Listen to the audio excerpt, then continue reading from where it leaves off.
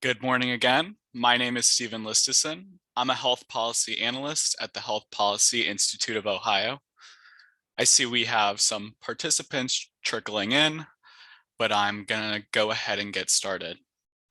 So thanks everyone for joining us today for our online forum, What's on the Horizon for Ohio's Medicaid Program, Innovation, Equity, and Unwinding the Public Health Emergency.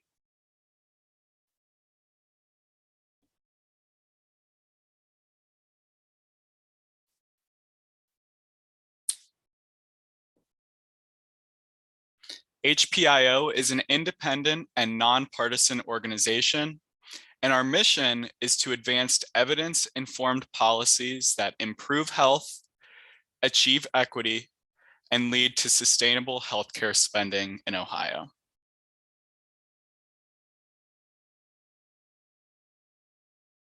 Before we begin, I want to take a second to thank our core funders who advance our mission with their steadfast investments in our work.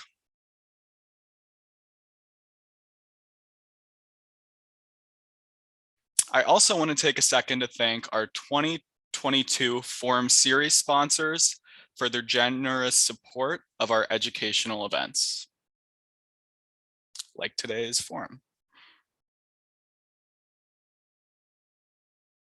As always, we encourage you to tweet throughout today's forum using the hashtag HPIO forum shown on the screen.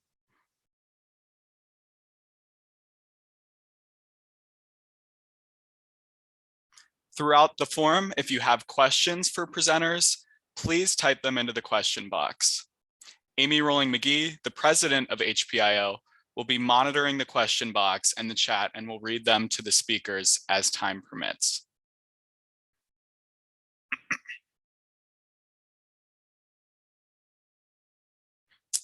Before we hear from our speakers, I'd like to provide some information from HPIO's recently released fact sheet, Ohio Medicaid Basics Update, Trends in Enrollment and Expenditures During the COVID-19 Pandemic.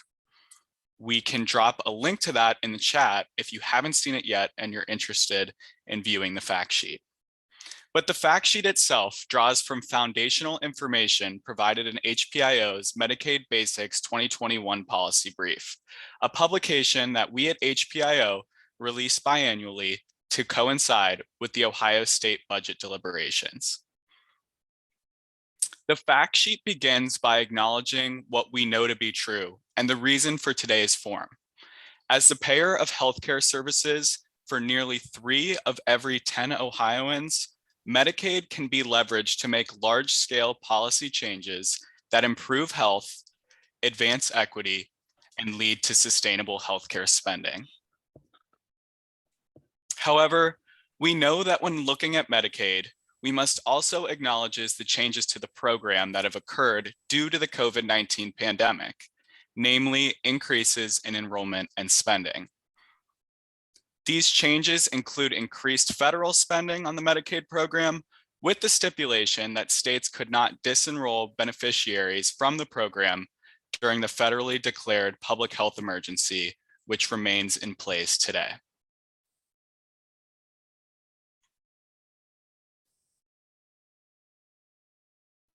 Economic factors and policy decisions both during the COVID-19 pandemic have led to increased Medicaid enrollment. And in Ohio, total Medicaid enrollment increased by 20.5% from March 2020 to March 2022, growing from approximately 2.79 million enrollees to 3.37 million enrollees. This increase represents a stark reversal of the previous downward trend in Medicaid enrollment in Ohio that took place from 2017 to 2020. And Medicaid enrollment grew most significantly between April 2020 and August 2020. And this was likely because of unemployment during the earliest months of the pandemic when an economic recession occurred. And since August 2020, growth in Ohio Medicaid has stabilized, averaging about 0.6% growth per month, shown in the graph on the screen.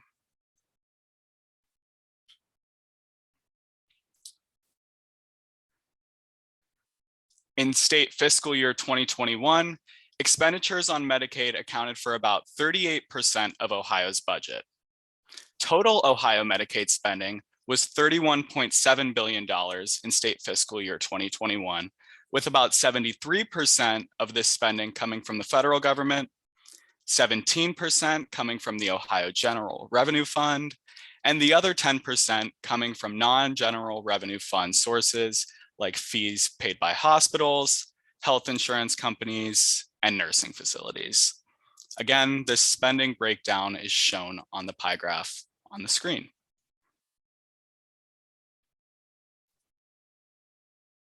Knowing this information and data, it's clear that Ohio policymakers must be agile in their response to new challenges facing Medicaid enrollees as the COVID-19 pandemic continues, including the upcoming end of the PHE and the potential loss of Medicaid eligibility and enrollment for tens of thousands of Ohioans.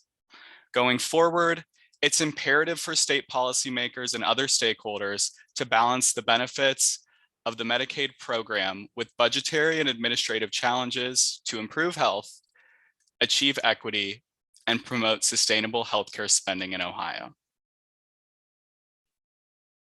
Speakers at today's forum will explore upcoming challenges to Ohio Medicaid, unwinding of the federal public health emergency requirements for Ohio Medicaid, and how the program itself can improve health, achieve equity for enrollees, and lead to more sustainable healthcare spending in Ohio. Here are our learning objectives for today's forum. My colleague, Nick Weislogel, will drop a copy of today's agenda in the chat, and it will also be found on the events page of the HPIO website.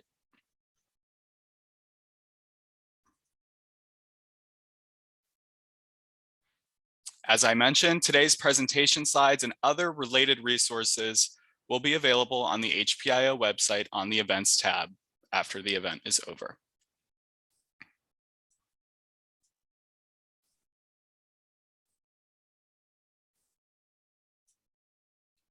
Now I'm going to introduce our first speaker. Maureen Corcoran is the director of the Ohio Department of Medicaid, appointed by Governor Mike DeWine in January 2019 to assume this role. Previous public service included 3 stints in state government.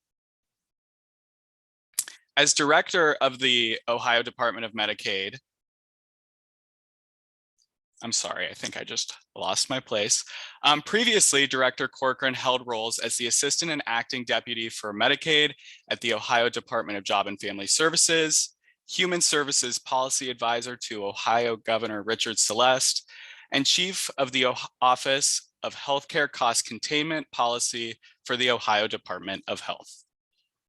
Prior to joining the DeWine administration, Director Corcoran was the president and founder of Voorhees Healthcare Advisors, a healthcare policy consulting firm. She began her career as a nurse, serving as Assistant Director of Nursing for University Hospitals in Cleveland and clinical instructor for Case Western Reserve University. She earned a master's degree in nursing and a master's of business administration and finance, both from Case Western Reserve University. With that introduction, I'll turn it over to Director Corcoran. Terrific. Thank you, Stephen, very much. And I'm very glad to be with you. As soon as Stephen gives me sharing rights, I'll put up a few slides. Terrific. All right. So thanks for having me. And I'm going to talk about, see if I can control this, or nope, I guess you guys have to do it for me. Got it. That's fine. Just say next slide, please, when you're ready to move forward. Great. Next slide, please. You'd think with all the time we've all been able to do this remotely, we'd be able to do it seamlessly, but every day. All right, so I'm going to talk about two major topics today: the unwinding from the public health emergency and an update on the Next Generation program. Next slide. So I want to start with unwinding. Go ahead to the next slide. Which in not small measure is affected our thinking in recent weeks and months as we've begun to approach the end of the PHE. Remember that when this began, there was, as Stephen mentioned, there was a series of requirements and conditions within the federal parameters for the public health emergency. The first was and is that the state of Ohio receives an additional 6.2% enhanced FMAP throughout the time of the PHE. So that is roughly $300 million per quarter. And we've now been at this since January of 2020. Talk a little bit in a minute about our anticipation that it will end in July, but you can see then that we've had, 12, 24, 30 months or so of enhanced federal money. The condition of that is that we cannot terminate eligibility for anyone on Medicaid unless they're in a few very limited circumstances. The other major provision of the federal acts are that we have been able to take advantage of a variety of federal flexibilities from a programmatic point of view. I'm not going to talk as significantly about that today, but there are more than 50 individual components and flexibilities that we're now in the process of reviewing, working with our sister agencies, the Appendix Ks, the 1135 waivers, those kinds of flexibilities that we have been really working on since the beginning of the pandemic, but some of those will also terminate at the end of the PHE. Next slide. So just a brief recap or reminder for us. Back in 2019, we found ourselves confronting two corrective action plans with the federal government, literally within kind of days of my taking this position. One corrective action plan, or CAP, deals with our backlog, and the second is a PERM, or essentially an audit, one of the federal audit programs that also identified significant problems for Ohio as it relates to documentation of eligibility and the like. So those corrective action plans have been in place. We've been subject to them, report on them, and continue to be bound by them throughout the time of the pandemic. That's important because as we come out of the pandemic, we're not going to have any additional leeway or flexibility. And so we feel at even sort of greater pressure as we come out to make sure that we're complying with those conditions as well. The rest of this history we've lived together, starting back in January of 20. Then first there was the Family First Corona Relief Response Act. The continuous eligibility requirements began in January of 20. We've had, as you can see here, several significant written guidances from the feds that have governed our decision process. And then with House Bill 110 this past December, our General Assembly also adopted additional requirements to be added to our planning and our provisions for the unwinding. One of the conditions of the House Bill 110 was that we secure a third-party vendor to assist with this. That's been done, and I'll talk with you a little bit more about that. And then finally, in early March, we received some very significantly updated and changed guidance from the Fed. So we're still making sense of that and some of the additional options or flexibilities provided there. Next slide.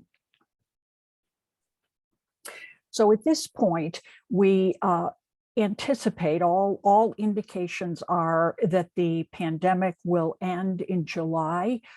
based on a variety of, nothing official yet, but based on the communication that we've received. And with that, the feds have also committed that states will be given a 60-day notice period prior to the end of the pandemic. So we anticipate then that on about the 16th of May, we'll be notified that the PHE will end on July 15. The unwinding activity then associated with Ohio's restoration of eligibility and renewal will begin 60 days before the end of the PHE, which coincides with the 16th of May. So about mid-May, we anticipate that's what we'll be notified, and we'll begin really immediately to work on the unwinding. Next slide.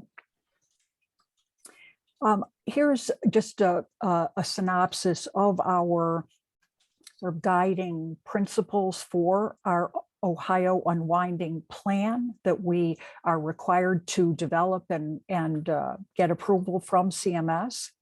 We're working together with the counties who, as you know, conduct all of the redetermination and renewal processes. We've been meeting with them, and Jim Ashmore's been helping us and helping the counties. We'll be working to make the process as efficient and effective as we can. We are concerned about the weight on the counties, given not only their workforce considerations, but the importance that we all hold to be sure that people who remain eligible are not terminated from the program. And so we want to are paying a lot of attention to the processes and also working with others to be sure that when we do identify someone who is no longer eligible, that we work as collaboratively and with all the resources we can to transfer that person to some other healthcare coverage, such as the federal marketplace. The focus of our kind of design of this, you'll see, including from the language required by House Bill 110, is that we prioritize or focus on those individuals who are likely ineligible or likely not eligible to remain on the program, and prioritize those individuals in the processing. It's also important that we, as we make this transition, we're able to create a level playing field or a level leveling of the caseload. We don't want to redetermine 500,000 people in the month of September and then 12 months later find we have exactly the same 500,000 people to reconsider again. So spreading it out, you'll see as I talk a little bit about our approach is with this in mind. We're working also very closely with JFS to try to align the SNAP determination work and some of the waivers that JFS and the counties have utilized on the SNAP side to look at what it means for our collective workload and what some of the additional potential efficiencies are there. Next slide.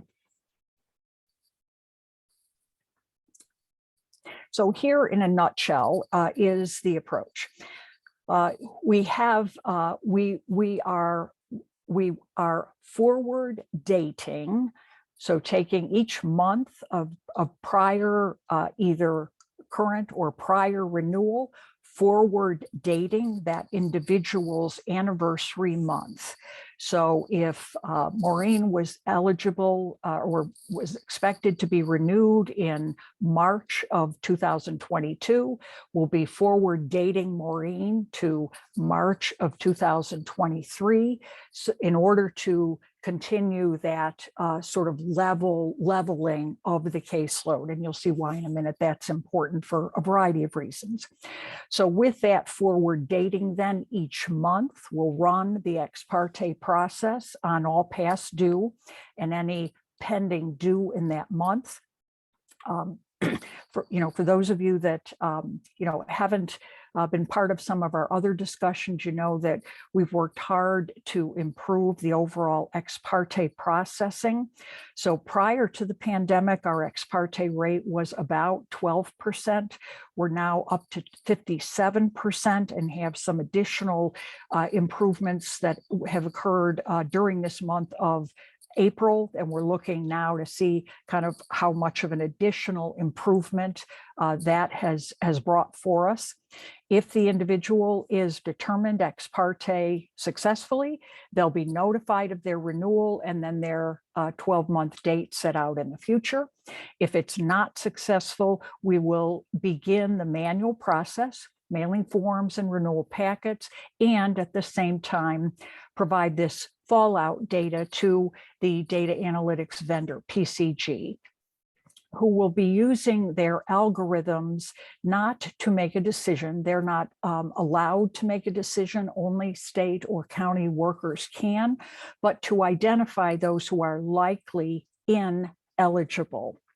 Each month, then, the county caseworkers will use the data from the determination information received from PCG.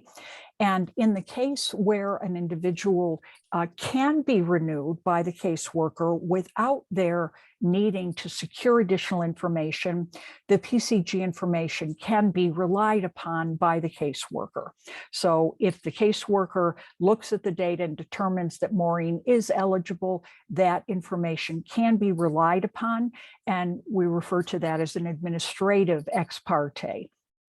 In the case where Maureen is determined likely ineligible, the data from PCG cannot be relied upon. And so in those cases, then the caseworker would continue that manual renewal process. They can use the information as kind of a lead, but we must confirm the information before any negative decision can be taken.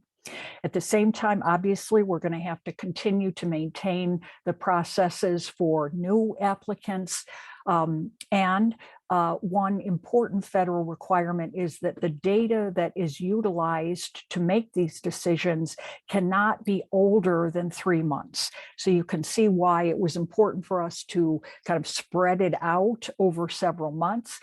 If we look at, say, 4 or 5 months worth of caseload, and the information then exceeds that 3-month time frame, we can't act on it. We have to start all over again. So that's part of why spreading it out is important. Next slide. Next, I want to talk a little bit about where we are with the next generation of managed care. Next slide. And just a brief recap, I hope by now all of you have seen this. Our focus, our brand, our kind of headline from the beginning of this has been that we want to focus on the individual and not the businesses of managed care or healthcare, and to really develop a personalized, customized approach to each individual's care and experience. Next slide. Since beginning the process in early 2019, at the request of the governor, almost immediately upon taking office, the governor asked us to begin a process of listening to stakeholders and then to reprocure or bring improvements to the program. So since that time, we've undertaken an extensive listening process. That's really been one of the most powerful and robust aspects of our work, is really taking the time to interview and to discuss with consumers as well as stakeholders across the state their views of the program. Here then, as you see on the slide, are our partners that have been selected each through a competitive procurement process. So the next generation program will include the 7 managed care plans: Caresource, Humana, Molina, United Health, AmeriHealth, Caritas, Anthem, and Buckeye, our Ohio RISE partner, Aetna Better Health of Ohio, and our single PBM, Gainwell, represent then all of these managed care entities who represent our partners in this new program. Next slide. Just in a nutshell, here is a very high level kind of synopsis of some of the key features of this new program. Collective impact, building on some of the quality work that we've done during the pandemic, community-based engagement, reinvestment in communities, population health, much greater consistency in processes, business and administrative processes, consistent operating agreement parameters so that consumers and providers have a more consistent set of expectations, much greater emphasis on transparency, sharing information about the program, and some significant changes in how we're doing case management and care coordination in order to provide a more tailored level of care coordination depending on the needs of the individuals. Next slide. So just a headline, next slide. Most all of you know about our MITS IT system, really beginning prior to the time that I became director and Governor DeWine became governor. The department began the process of reprocuring a new IT system referred to as the Ohio Medicaid Enterprise System. And the connection or the intersection between OMES and this larger next generation program is really illustrated here. The IT system that we were in the process of procuring included a fiscal component and included a single pharmacy benefit manager like we use today with Change Healthcare. It included a provider network module. What we've done with the next generation design is really what I call kind of give some of these components steroids. So we had to have a pharmacy benefit manager component to the system. We've beefed it up and taken into account the requirements of the General Assembly in order to implement the single pharmacy benefit manager program that you're familiar with from our earlier discussions. Similarly, the fiscal module has been kind of beefed up in order to create the fiscal intermediary that you've heard about. So the point of this is just to illustrate that underneath and really predating this significant programmatic work was a great deal of pretty complicated IT work that we've really just built upon, enhanced, and are using as our foundation for the next generation program. Next slide. And next slide. So just to give you a quick update then of where we are, in no small measure because of where we stand with the potential timelines for the unwinding.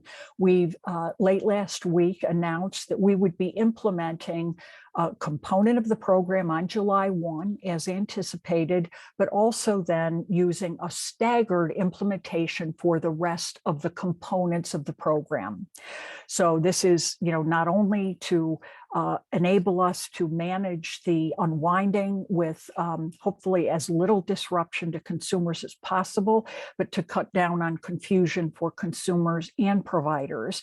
And so next slide. The new, as we call it, path to launch is that Ohio Rise will begin on July 1 as anticipated or as envisioned by consumers and family members. Stage 2 will be the implementation of the centralized provider credentialing and the pharmacy benefit manager as stage 2 in October. And then stage 3, the complete cutover or transition of the full OMES implementation and the full managed care cutover to the new next generation program in the fourth quarter of this calendar year. Next slide. Just a headline. I know I'm getting short on time. Ohio Rise has really been underway now for several months. You may recall that we implemented it early, allowing for kind of an on-ramp. And next slide. Just in a highlight sense now, all 20 of the case management entities statewide have been chosen. We've begun some enhanced services already. Transition funding was granted several months ago. And so we're assuming and preparing for the full implementation of the program on July 1. Next slide. And next slide. So just a reminder, please, as you're working with consumers and individuals served by our program, most important is that we have accurate contact information for people that are served by the program, so that as they receive notices and packets, they act upon it in order to make sure that their eligibility is continued. And so here is just a reminder for all of you and all of us as we want to make sure we have the best information we can. Next slide, and I'll turn it back over to you, Stephen. And actually, Director, I think I'm charged with moderating the Q&A. Thank you for all of that information. It was a lot, and we do have a lot of questions. You have a lot going on there. Yes. So one question from a participant is, are there estimates by county of the number of people who will be impacted through the redetermination process? Good question. We are working right now with the board of the OJFSDA and with the metros. We're putting together some rough estimates for each of the counties about how we see these different kind of steps unfolding. Now, it's all, as you know, because you must use current updated information, all the information that we have, can't be relied upon. But we are using all the information we have to give counties as good of information as we can, and it'll be broken down on a county by county basis for them. Okay, thank you. Another question was related to whether or not the redetermination process will impact people who have long-term care provided to them through skilled nursing facilities or adult living facilities. Yeah, good question. So all of the individuals in the program, I mean, literally the entire now 3.4 million or so, will have to go through a process of renewal and redetermination. Now, obviously, what we know, particularly from the ex parte work, is that those who are in the aged, blind, and disabled categories, those that are in nursing homes, for example, we see, the least amount of transition, but we will have to go through the process with every individual of reviewing and renewing their eligibility. Okay, thank you. Another question is, will the manual renewal process follow standard submission deadlines from people that was in place prior to the public health emergency? Yes, it is the same steps and process and timelines. Yeah, so in short, yes, it's the same steps, the same processes. And obviously our work then, for example, is really targeted at trying to provide additional support and resources where we expect that there will be a lot of additional pressure. Okay, and a question about My Care, and any comments that you'd like to share related to next steps given the CMS proposed rules that would impact financial alignment initiative demonstration phase. So two quick things. Number one, we have really since now a couple of years ago, as we've been participating in the national evaluations of the program, we began our own evaluation. The RTI evaluation of My Care doesn't break out all of the findings by state. So we've been participating in the RTI evaluation, of course, as required, but we also have added our own evaluation component, working with Scripps and GRC in order to enable us to get a more granular assessment of the specific impact on Ohio. So we don't have that report finalized and ready to share quite yet, but will be soon.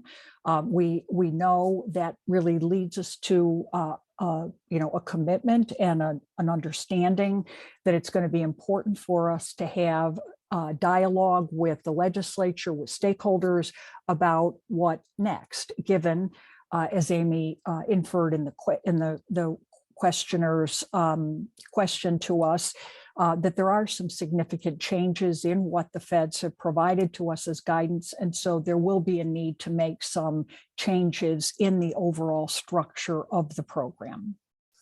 All right. Well, thank you, Director. We had other questions that had been posed, but we'll have to move on for time. I'm just going to invite to others who are speaking today to take a look at those questions, and if relevant, perhaps others can address in their remarks as well. We appreciate you taking time to be with us on today's forum, Director, and all you're doing to serve people in Ohio.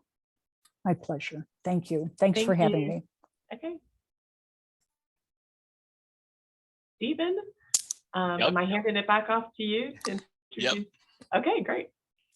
Okay, well, thanks, Amy, and thanks again, Director Corcoran. Really appreciate you being here today and sharing all of that very important information with us to kind of kick us off for the next few hours of our forum. So now that we've heard about the public health emergency unwinding in Ohio and Ohio's upcoming plans for managed care, we're going to move into our first of two panel discussions that examine Medicaid as a vehicle for health equity. These two panel discussions will consist of Ohio Managed Care Organization health equity directors on their plans efforts to advance health equity in Ohio. The first of two panels will be moderated by Lauren Anthus, who is a senior fellow at the Center for Community Solutions. With that, Lauren, if you could please unmute, put your camera on, and introduce the panelists so we can get the discussion started. Thanks a lot, Stephen, and thanks to Health Policy Institute of Ohio for inviting us here today. A pretty important day to be discussing health equity here in our state. My name is Lauren Anthus. I'm a senior fellow and the Troy Chair for Health Planning at the Center for Community Solutions, and I lead our work in the Center for Medicaid Policy. I'll be leading our first panel, and to kick us off, I want to introduce our panelists. First, Corazon Eaton, Director of Health Equity from Buckeye Community Health Plan, Christina Kalnicki, Director of Population Health, Ohio Rise at Aetna, Patricia Lyons, Market Health Equity Program Director, AmeriHealth Caritas of Ohio, and Kate Tullio, Director of Health Equity at Caresource, Ohio. So given the fact that we have a number of things that we want to get to, I'm gonna go ahead and get right into questions if that's okay. So the first question I have, and this is for all panelists, is as we approach this new next gen contract and the contracts and everything that represents reform, what's one thing you are looking forward to related to equity? I'd ask to please keep your responses under 2 minutes to help on time. And we can start in order of who's listed in the panelists. So if Corazon, if you want to kick us off. And panelists, if you could both come on to camera and unmute yourself, that would be great, so everyone can see you. And maybe we can come back to Corazon as she's working through the technology. So I'll start with you, Christina, if that's okay. Yes, so what's one thing? Good morning, everybody. So as the representative for Ohio Rise, I can tell you that what we are the most excited about from a health equity perspective is really being able to wrap our arms around quantitative and qualitative data for our multi-system youth in Ohio. We know that our multi-system youth are one of our most vulnerable populations, and that accessing even basic behavioral health care and services can be very challenging and taxing for family members and caregivers. So we are really eager and excited to launch the program and get our hands on that data so we can get a better understanding of where those gaps are and then begin to drive change and close those inequities. You're on mute, Lauren. See, I was trying the whole spacebar trick, and it definitely didn't work. So I'm going to go to you, Patricia. And Wonderful, wonderful. Thank you so much. And much like Christina, at AmeriHealth Ohio, we are really focused on bringing, first of all, over 40 years of service and expertise to the field, and really collaborating with our partners, my colleagues that are on the screen here that are doing the work around health equity, addressing issues from education, from health literacy, and really driving home all of the material needs that Ohioans are in need of to be successful. We are looking at whole person care and how we can really address the issues and compound the market so that individuals can have an opportunity to have their greatest health successes they see fit. Thank you. thank you, Patricia. And we'll go to Kate. Kate, what's one thing? Hi, good morning. That's hard. Can I say all of it? I chose to focus on the community reinvestment piece because I think it embodies so many pieces of what my colleagues are speaking about here. Really trying to understand how we can move the needle in health equity, and that is not done in a vacuum, that takes the work of everyone across all the plans, across the state of Ohio, in our communities. And again, also how we measure that. And when we talk about data, what are those short-term measurements that help improve health equity? And then what are those long-term measurements? Because the work that we do might take 5, 10, 15, 20 years to really show impact. And so I would say that's the piece I'm most excited about. Yeah, that makes a lot of sense, right? This is lifelong work. This isn't just a button that you press.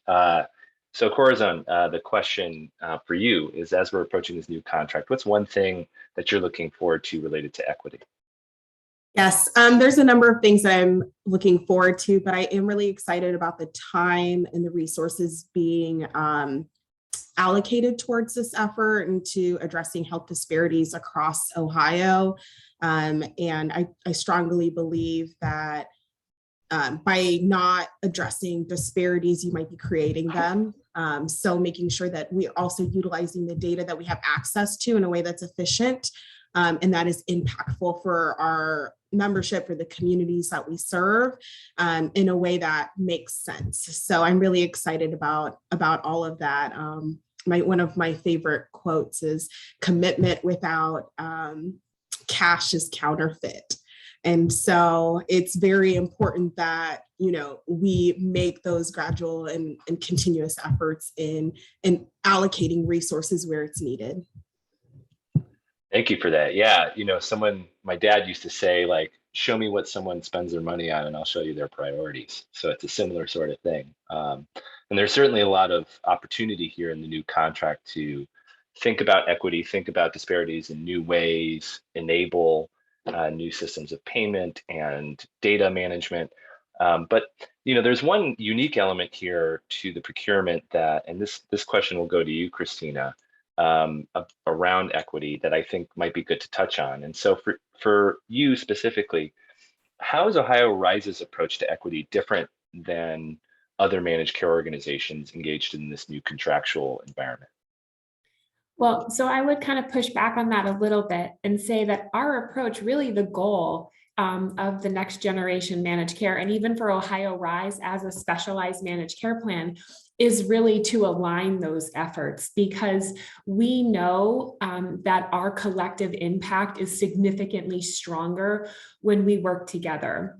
From the perspective of Ohio Rise, where we are unique, is that we have the purview of kids, right? And we have the kids with their behavioral health needs. But what we also know is we can't only focus on the child and their behavioral health needs. We have to look at the entire picture. We have to look at their support system, their caregivers. We have to look at healthcare far beyond what happens in a doctor's office or in a clinic setting. What is our impact on SDOH? What are we focusing on? How are we leveraging data and understanding what the needs are that are driving kids and families to not be able to engage in meaningful healthcare services? So I would say that really the goal is actually to align our equity strategies. The other thing to keep in mind is that kids who are on Ohio Rise are going to have parents who are part of the other MCO membership, right? So we actually have to really be aligned and working lockstep, even though our membership makeups might be slightly different. There is so much significant overlap that really the goal is alignment as opposed to uniqueness. And the last thing I'll say is the collective brain trust. So everybody that's participating in this call from all the MCOs, our collective brain trust and our collective organizational impact will always be stronger than kind of one method or another. So obviously adhering to best practices and equity standards is important, but we want to do that in alignment with one another. Yeah, that's a really good point. You know, I do some quality improvement work, and we talk about the nature of systems, right? If you were building a car, for example, and you had the best transmission from Buick and the best engine from Porsche and the best, you know, wheels from Firestone, and you try to put them all together, you just have a pile of junk, right? So it's not just about taking the best of what you individually do, but seeing this as a collective effort and as success as a collective imperative. So to that extent, and this is an open-ended question. So what barriers get in your way when it comes to achieving equity? Not only, you know, let's focus in on the contract, you know, but outside of the contract, or when it comes to things like collaboration or connection to communities, what barriers exist, and what do you think we can do about it? Well, let me step in here for AmeriHealth. One of the things that we find, and we hope that all of our partners and collaborative efforts also see the same thing, is that the biggest barrier that we find across the board in addressing equity has to do with structural racism. And so we would be remiss, again, like Christina talked about, the work that you do with kids, they have families attached to them, what Corazon spoke on, and even Kate. And so when we think about that at AmeriHealth Ohio, one of the things that we really want to be able to do is really begin to undo that and really talk about that massive barrier, the scars and the stains of racism and its implications on healthcare and health outcomes. What does it look like to really address those implicit biases and the long-term impacts of all of those entities? And so I wish we could say it starts today, but we really have to take that collective view and look at the historical entities if we're going to move the needle. And so here at AmeriHealth Caritas, we are really invested in making sure that we address those issues head on, and that we collectively bring our communities, the family members we serve, our partners, really in having those crucial conversations, because if not, like you said, we're just putting one thing in front of the other, and guess what? It's yielding no outcome. And so we are very committed to addressing those issues in all of what we do. That's great. Thank you, Patricia. Kate? I just totally agree with it. You took the words right out of my mouth, Patricia. And I would add to that too, you know, I would guess that most folks on this call understand that and see how important that is. I think an additional barrier in this lane is the folks who don't understand implicit bias, don't understand systemic racism, and kind of shut down when they hear those topics. How do we engage those folks? And then I would add the other, I'll go back to, how do we measure our impact on that? It's really hard to measure impact on trust in fixing systemic racism and making sure that we're on track to do that. So I would just add that's the biggest barrier overall. And then there's all these other little pieces. Yeah, Christina. Again, I share those sentiments. The other thing I would add is there are challenges in the data collection. So the first thing that always comes to my mind is when we're trying to look at the LGBTQIA+ population, the majority of our forms and systems are only set up to collect either male or female. And there's very limited, and that goes back to kind of the systemic inequities and how those translate all the way down throughout the system, and then how care is delivered. But something as simple as being able to understand the needs of that population is very limited because we only have two options. So I think trying to figure out where are the data gaps and challenges and what can we do to try to solve for those so that we really understand the true scope of the issue. Otherwise, it's really hard to be mindful in our planning and our initiatives. So that I know is something that we're dedicated to trying to solve for at Aetna and work with our colleagues at the other plans is how can we strengthen our data to the best of the ability while also not kind of furthering the stigmatization of those of those groups, right? And so balancing that, it's not easy, but it's something I think that we're dedicated in trying to do. That's a great point. Physician concordance is a big part of connecting back to outcomes, and outcomes is a big part of what we want to see, and where there is bipartisan agreement. We need better value in our system. And if someone like Serena Williams, a very rich person who knows her body well, cannot get clinicians to listen to her, I suggest all of you watch the documentary, when she talks about her delivery. If her experience is one of, there's barriers here that I'm facing in just describing what's going on, think about any one of the beneficiaries that you work with, right? When you're talking about connecting back with physicians to provide culturally competent, appropriate care. Because at the end of the day, we know that these things lead to better outcomes, and that's what we should be all about, right? I think I saw a statistic, for example, that nearly 0.6% of our entire GDP is financing inpatient deliveries in the United States. So $1 out of $200 in our entire economy is going towards cesarean sections and inpatient deliveries. And so it makes you question, are there different ways that we can provide services? Speaking of which, another question for all of you, and I think this gets to some of the heart of what the contract is all about, not to put words in Director Corcoran's mouth, but the good news is I'm a think tank nerd, so I get to say what I think, right? And I open this up again. How do you work with or plan to work with community-based organizations? And what do you think their role is in achieving more equitable outcomes? I see Corazon smiling. Corazon, you got any ideas there? So I think the vast majority of us are working with community-based organizations today.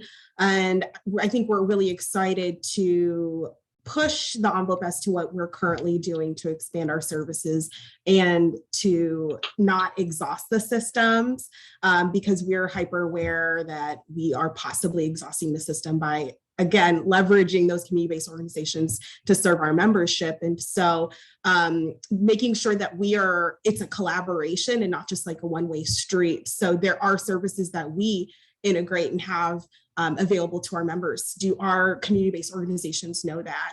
And how do we truly collaborate in a way that is cross-functional, coordinated? I think that that's kind of one of the barriers and challenges in making sure that we have coordinated and integrated systems in place to make impact, and just making sure that we can't expect members to propel forward when our systems aren't integrated and aren't coordinated, right? So that brings upon barriers with making sure that we are doing so in a collaborative effort. So if it's to say that it's not just a one-way street and expectation that the CBOs are doing the work, but we are, bi-directional data sharing, right? That we are cross-collaborating, that we are bringing the community-based organizations providers know what members should have access to on our end as well. So it's not just us sending resources or referrals over to CBOs, but they're also equally able to send referrals back to us so that we can care and manage our members as well. Yeah, Patricia, I see you unmuted. Sure. One of the things at first I want to go back to what Christine was talking about with regards to the data collection and the LGBTQ plus entity, because here at AmeriHealth Caritas, we do collect SOGI data. And one of the things that we recognize as being a leader in the field is that we don't need to wait for someone to tell us what is the right thing to do. We collect it because it is the right thing to do. I do want people to know who I am, how I identify. That's important to me. So why would it not be important for someone else? So whether it's market census statewide or those things, we understand the important value of having individuals define who they are based on how they choose to, and developing care around that. Same thing when we talk about how we would relate to our community members, how we would relate to CBOs and how we would partner. One of the things we would do is partner on that. And part of that is being able to take the risk, right? We all have to have a shared responsibility around risk and what that looks like, and be very centered and intentional about that. It is great for us to know those who can turn over the white papers and all the salient pieces of information, but there is true granular work that is being done at the local level. And our role here at AmeriHealth Caritas is really to develop that partnership in tandem and to use those reinvestment dollars to support those voices and to bring to fruition those services that are being done. Because as my colleagues have stated, we can make 1,000 referrals, but if we're referring to an entity that's overwhelming, cannot provide it, because what do we have here in Ohio? We also know we have a workforce shortage. We have to be cognizant of those things as we're building services and resources for our families. We also have to develop our communities in which they reside in, and be able to support those too. And so we're greatly looking forward to that. We want to hear from our CBOs. We don't want to be just a referral source. This is a true partnership for us at AmeriHealth. We want them to tell us what it is that we can do to help. How can we support the means of what you're doing? And how can we best collaborate with our member at the center of all of that, so that we are truly creating a comprehensive approach to the whole person services. Thank you. Putting the patient at the center is what it's all about, right? They tend to have the right answers. Kate, I see you unmuted. Yeah, I would just add to that, as part of working with that, how we as plans, acknowledging workforce shortages, that you're not having the same conversation 6, 7, 8 times over with each of the plans, right? That we provide a platform for you to be, as a CBO, to be able to have that conversation and amplify that message. And it's been fantastic to work with my colleagues on this call today, to be able to try to do that and set up a platform in order to do that. So I think being efficient and good stewards of time and resources, that's part of that as well. Yeah, great insight. Christina. So just to kind of close out the comments on this one, I think it's also important to remember that our focus, while we have membership, we really have to look at the community as a whole. What are we doing to strengthen the health of the community that our members live and work and engage in? Because if we're not focused on that, we're really missing the mark. We have to not only be kind of individual, there's layers of our focus as plans, right? We do want to keep our services individualized, person and family centered, but then you also have the system of care, and we need to do our due diligence to strengthen that, to understand where the gaps are and how to close them. But even broader, we are challenged with, what are we doing for the community as a whole? What are we doing for Ohio as a whole? And I think it goes back to Kate's point about community reinvestment dollars, and really, again, not having a singular focus, but looking at the overall, how are we supporting from the top down and from the individual level up? So just wanted to kind of bookend that with the other comments from my partners at their respective MCOs, that it's not a singular individual focus or singular on the system. It's kind of all of the above, and how can everybody put our hands in together and really not only close the inequity gap, but let's eliminate it. That's the ultimate goal. And we may not get there tomorrow. We may not even get there in the next 10 years. But if we can make upstream and downstream impact, maybe within a generation, we're having a totally different conversation. That's a really, really great point. I mean, I think some of what I find most interesting about the new provider agreement is the way that it tries to make social risk insurance risk. If we know 80% of outcomes happen outside the walls of a hospital, but we're not doing anything to enable addressing those issues, then you have to invest in them. I think you can take a look at any redlining map and any population health map and see the same map iterated over and over again. And unless we understand that history and understand the sort of basis of where investment has and has not been made as a precursor to some of the outcomes we see in communities, then I think we're not only making a mistake, but now all of your plans will be financially harmed. So I'm excited about that. Maybe you aren't as much, but it sounds like all of you are on the same page that we need to get into communities and address some of these issues as a reparational activity. So thank you for that. I think we have some questions from the audience available. So if you haven't asked your questions, please put those in the chat. And I would ask, is it Amy who's going to be helping again with the Q&A, or Alana, are you our go-to for this one? Amy's going to pop up in a second and ask the questions that we see in the questions box. Here I am. I've popped up. So we have a question in agreement with Christine on the need for true and inclusive data collection, like for LGBTQIA or Asian American Pacific Islander population. So is there any effort or lesson learned from the state and providers that could be shared, I guess, on best practices related to true and accurate data collection? Or is there anything that you're learning here in your early time in your organization regarding best practices? I think one of the things that when we think of even addressing the issue of aggregated data and collecting it, one is being very transparent about why the question is being asked, right? So there's a lot of impetus on data and making sure that is, but I think it's really important to have someone or an individual be able to tell who they are and why they identify, right? And being transparent about why we're asking the question and what we're going to do with it. Aside from being responsive for allowing someone or giving or providing a space for me to totally identify as who I am as a whole person in any arena that I am and I exist in, is really being a safeguard of that data. So not only do we have to collect the data, but we also have to bring the historical relevancy into the forefront to know that this data has been used against people in very, very mirroring, scarring ways. And so we have to do both of them simultaneously. We can't do an either or, we have to do both of them. We have to also be intentional about that. And we also have to understand that even if we choose to ask Amy, we have to be clear that not everyone may be forthcoming. So the flip side of asking a question is also creating a space when I choose not to answer, and not making that yet another layer of inequities and disparities that sort of feed into that. And so we have to be very clear. We have to be willing to lean into discomfort. And we have to assume the innocence around the work that we're doing, because again, if I remember, Ohioans are at the forefront of the work that we do, and their care is essential to us, and their care is beyond the healthcare. You know, it is really about where we eat, sleep, live, work, play, worship, grow, develop, have family, children, and it matters to each one of us, and we all matter. And so we just have to be intentional about that process.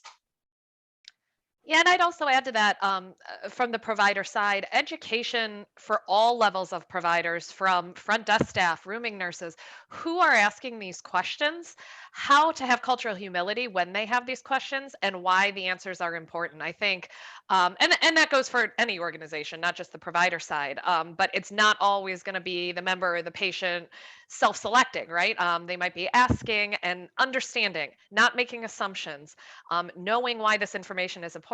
And to Patricia's point, letting someone know that it's okay to say, I don't wish to answer this question. And so I think it's not only making sure we educate and empower our members, but educate and empower our providers as well. Mm-hmm. Fabulous. Christina, did you have a comment on this one? I wanted to just piggyback really quickly off of Kate's comment there about our providers. So we know for providers, it can be really overwhelming. And if the thought of, oh my gosh, I have to flip everything I do and the way I operate and that's really overwhelming. So I think being a supportive, collaborative partner that can come in and provide them with small but meaningful actions that they can take to move that needle. So we're not striving for perfection. That would be wonderful, but that becomes too overwhelming and folks kind of just, they freeze, right? They kind of panic and say, okay, I'm not doing anything. So how can we make it into small, meaningful, digestible tasks that organizations can take to move their equity needle closer? So I think that's really important. And as plans, we are happy to support those efforts and link providers with resources, because they do exist to help for anyone that's like, yeah, our organization's ready to make some changes or to strengthen, because we all have room for growth. I don't care who you are, there's absolutely room for growth. So how do we support providers from where they are to where they want to be, and doing that in meaningful tasks? Great, and I think we have time for just one more comment from Corazon. Yeah, I just echo what everyone says is the training opportunities. And also this is also where it boils down to that integrated systems as well. We're continuously asking members for their information, for them to submit a survey or some type of report. So also making sure that our systems are integrated so that when one provider or one entity is collecting the information, how do we distribute that across the board and make sure that that information is collected so that we're not, again, just asking members the same questions over and over again, and that we have a coordinated process across the board. That would be amazing, Corazon. That would be so amazing if that could be.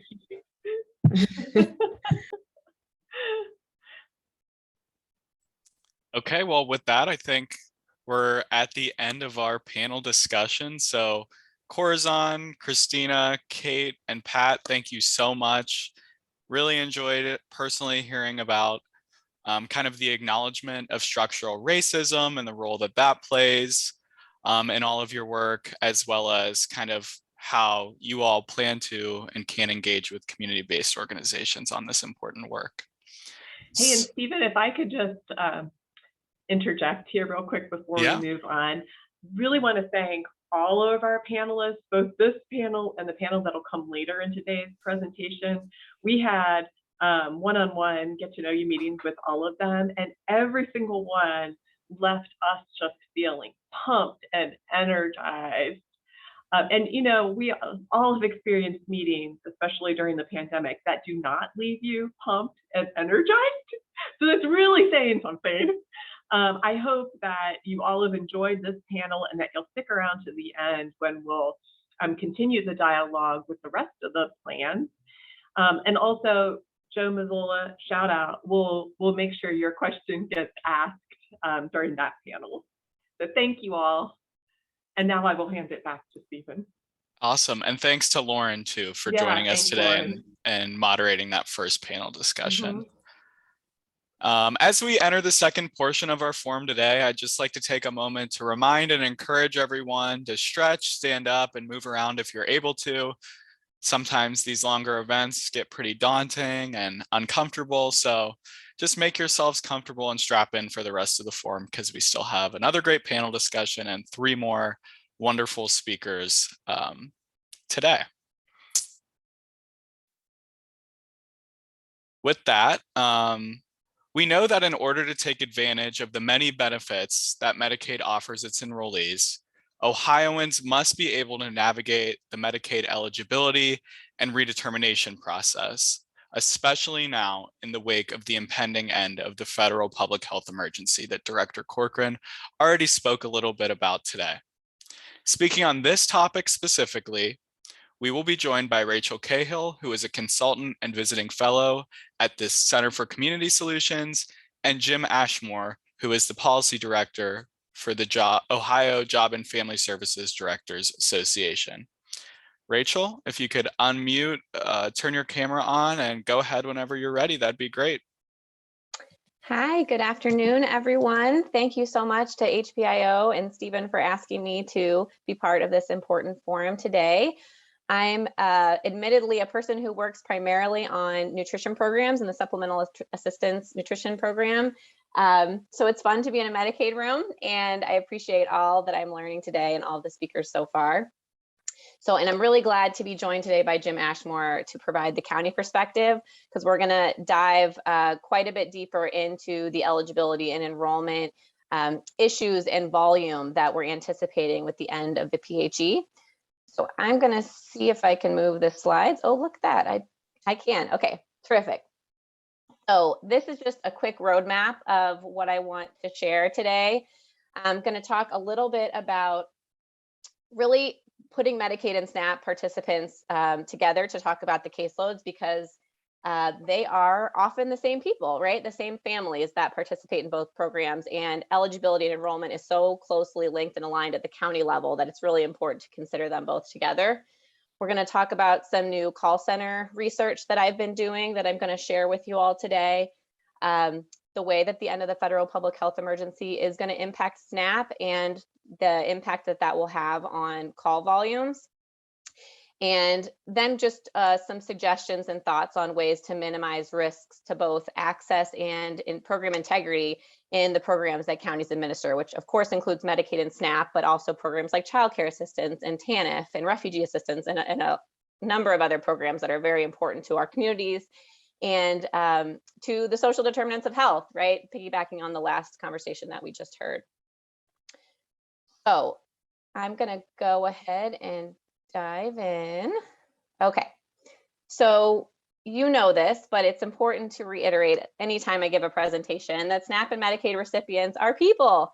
I use a lot of charts and graphs and numbers, and I'm going to show you a lot of those, but it's important to start here. You know, the people of Ohio that participate in these programs, particularly in SNAP, are the elderly, they are disabled, they are children, and they are low-wage workers. And as you all know well, without Medicaid to help people manage their chronic conditions, you know, many of them would not be the workers participating in the labor force that they are. But SNAP especially is dominated by non-working individuals, individuals who are not expected to work. And for those who are working age, SNAP actually does have a work requirement, which has been in place even during the pandemic. So just want to ground this in the Ohioans that that are our neighbors that we're talking about today. And advancing the slides. Okay. So SNAP is a smaller program than Medicaid, admittedly. There are about 1.5 million individuals who participate in SNAP compared to, we heard, the 3.4 or so million individuals participating in Medicaid. But their growth curves are quite similar. If you look at what participation did, you saw Stephen's presentation earlier that showed that initial spike at the beginning of the pandemic and then really a stabilizing of the caseload. And SNAP essentially did the same thing. SNAP is up 13% since pre-pandemic times compared to Medicaid's 20%. But redeterminations have been continuing the entire time, which suggests, you know, the need for assistance does remain elevated in Ohio. And we shouldn't assume that that 20% caseload growth in Medicaid are all folks that are going to come off the program or are no longer eligible for the program when Medicaid redetermination occurs.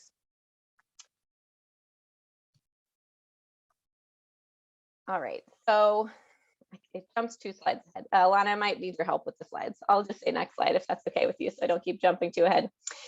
So although the caseload was quite stable for SNAP after the initial spike, the workload for counties absolutely was not.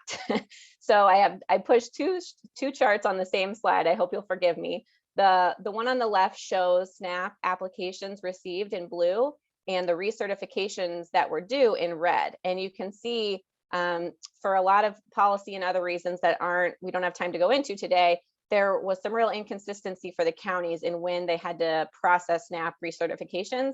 And those are very labor intensive processes. So in case you're not aware, SNAP has an interview requirement at initial certification as well as at recertification. The verification paperwork is much more extensive in SNAP, and there are more frequent reporting requirements. So the bulk of counties' energy has to go towards this program, and you can see a subsequent fluctuation in call volumes that align with these spikes in redeterminations required for SNAP. And this is all basically while Medicaid redeterminations, you know, were happening at a very low level because of the continuous coverage provision. And the chart on the right shows that, you know, those blue calls are the answered calls and the red is the gap, those abandoned calls because the wait times were so long that individuals could not get through. Next slide, please. So the call center wait times subsequently have been impacted by this high level of activity that even on the SNAP side counties have been going through. And so I wanted to introduce for you all these, I think of them as the call center vital signs that we all should be looking at as metrics of access for all of the programs that counties administer, but most acutely SNAP and Medicaid. So you can see that early in the pandemic, we had some average wait times that were not ideal, but they have increased substantially over the last 8 months or so. And that's of a major concern for me as we get close to this end of the public health emergency.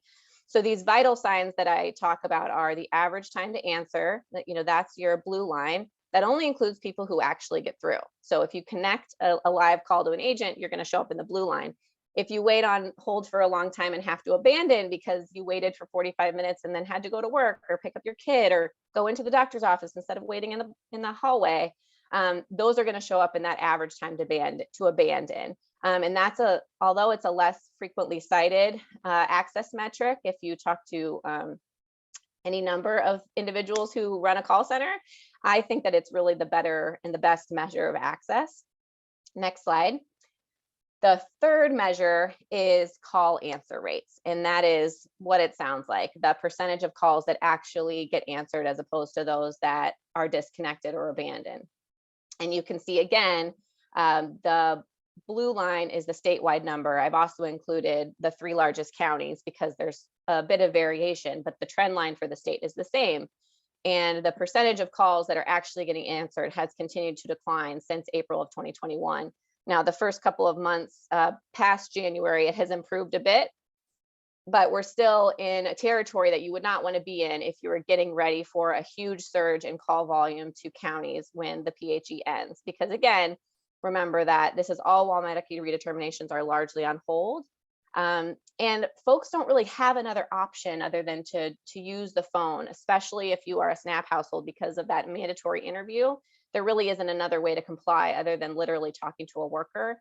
And some of our offices in some of our bigger counties are actually still closed. So everyone is continued to be funneled to the call center. And that has become really the main form of business for counties over, even pre-pandemic, that was where most of the business was conducted. Next slide, please. So just a note about the online portal. I've heard a lot of times I get the question of, well, can't people just do this stuff online? Well, again, when you have an interview requirement, no, you cannot. But more so than that, our self-service portal still has a long way to go to be what we need it to be in order to be usable and accessible for Ohioans who participate in these programs. I have a recent blog post on this for anyone who's interested in going a little bit deeper. We did just get a pretty meaningful update to the self-service portal earlier this year. We can now do some things like take pictures of verification documents to upload them, which is exciting, and I write a little bit about that. But there's still a big gap of the usability of this system that we're continuing to engage with the state to work on, and we're pleased that they are committed to working on making those improvements. But there's going to be a long retrust building process with Ohioans who have had past experiences, as we've showed in some of our research, that has really turned them off to the self-service portal and feel like they can't use it. And so everyone has kind of learned that what you have to do and the way to get through is to call the counties. Because either the self-service portal doesn't have the right functionality, or you need an interview, or you can't get your case to link in the online system and you're just frustrated by continuing to try. So anyone interested in that, I encourage to read up our most recent blog. Next slide, please. So a note on SNAP. So there was a question earlier in an earlier session about what's going to happen to SNAP when the PHE ends. The biggest impact is going to be the loss of emergency allotments. Those are essentially extra SNAP dollars that Congress authorized at the beginning of the pandemic and have been available to households throughout. It essentially brings everyone to the maximum value benefit amount for their household size. So a couple of examples on the screen are ones my colleagues that work on these issues with me, Hope Lane and Jory Novotny, worked on these graphics for us, but it shows a pretty substantial loss in food dollar purchasing power that older adults are going to experience. And that experience is going to be felt throughout the entire SNAP caseload. Of the 700 or so thousand households receiving SNAP, about 123 million in extra SNAP dollars are going out every single month, and those are going to disappear from our food, from our grocery system, essentially overnight when the PHE ends. And so what we expect to happen is folks are going to call the county. So there's a surge that can be anticipated no matter how much advanced communication we do, because that loss will be experienced by families at the grocery store probably much sooner than they may realize that their Medicaid benefits are in jeopardy. Next slide, please. So I'm just a couple more thoughts here. One of the things I'm also really focusing on right now is the potential impact of this third-party vendor contract that Department of Medicaid has engaged. One of the things we know the contract says that Director Corcoran spoke to is that the vendor's job is to flag folks as likely ineligible. They, of course, don't make that determination, but we expect that those likely ineligible flags will generate a very large volume of what's called a request for contact notice that the counties send out then to that household, and they have to respond quite quickly in order to either disprove the information that was found by the vendor or provide more updated information. That has to happen so quickly that many times people haven't even gotten the notice by the time their opportunity to respond has closed. And so again, it generates a high rate of calls and a high rate of case closures, which turn into new applications and appeals. So, there's a lot rolled into this experience. And not only could that person's Medicaid case close because of that request for contact, but potentially so could their SNAP case. And so we need to be very careful and thoughtful about how that information is used. SNAP does have some very important and specific guardrails about the type of data that can be used and can generate a request for contact. So my push has been to say counties need to really have full access to those data details, including the date stamps, to know how old the information is, where it came from, and whether it's relevant for programs outside of Medicaid or not. Next slide, please. So if I haven't painted the picture well enough yet, there were about 4 million calls between January 21 and 22 that counties received. They answered about 3/4 of those. And this is all while Medicaid renewals were on hold. So now let's just picture, before I turn the mic over to Jim Ashmore in the counties, a large percentage of the Medicaid's 3+ million recipients calling at the same time as those SNAP households losing their emergency allotments start to call. Counties have a math problem, not an effort problem. And I can't think of a better way to turn it over to Jim and bring him into this conversation so he can talk through a little bit more about that math problem and why it's happening for the counties and what they're thinking about how to mitigate the risks. Next slide, I do have one more just thought, and that's that in addition to what the counties are going to do their very best to deal with this call volume, there are some policy levers that could be pulled in other programs, including in the SNAP program, that could potentially mitigate some of these risks. We also know we're going to need an investment in the capacity of our counties, but also our assisters and our legal aid programs who are going to be doing that one-on-one hand-holding with people who get caught in these long hold times and with these notices that they haven't been able to respond to. And the stakes are just really, really high for anyone who cares about access, but also integrity. We can't afford to get this wrong. So I'm so glad that you're all here still listening and talking about this issue. And I will invite Jim to come on the camera and join me now. Well, thank you, Rachel. Thanks very much. Painted a very clear picture. Yeah, just a few slides here. And I'm going to ask you to forward the slides because I have a feeling I won't get that right. But very quickly, and some of this stuff was obviously touched on by Director Corcoran and others, but I would be remiss if I didn't give a huge shout out to Director Corcoran and the entire team at the Ohio Department of Medicaid, as well as Ohio Department of Job and Family Services, for their tremendous guidance in trying to get us prepared the best way possible for this unwinding that will be occurring. So what we do know, Medicaid unwinding will happen, and it will be difficult for all involved. As we were preparing the slides for this, which actually occurred last week, we didn't know for sure, and I guess we still don't know for sure, that the public health emergency is going to end July 15th. But we are within 2 weeks now of likely knowing from the federal government, again, keeping with the promise from CMS that there would be a 60-day notice on such thing, that by May 16th, we should know whether it's going to be planned to go away July 15th. So that's what we know. So next slide, please. So again, the when, Likely July 15th, but again, can't say with absolute certainty. Frankly, we thought it would probably expire before now, but then with new variants, et cetera, that changed. We don't know exactly how many individuals are going to be negatively impacted by the Medicaid unwinding. And what we mean by that is, there is certainly going to be a tremendous amount of outreach. And I saw a question about this earlier too. A tremendous amount of outreach to the public to try to prepare them to make sure they're aware that we need to be in touch with them to do a Medicaid eligibility review, make sure their address is correct, phone numbers are correct, that sort of thing. We'll rely on the best information that we have available to do email messages, if that's an option for individuals, text if they've signed up for that type of service, robocalls, as well as just traditional mailing services.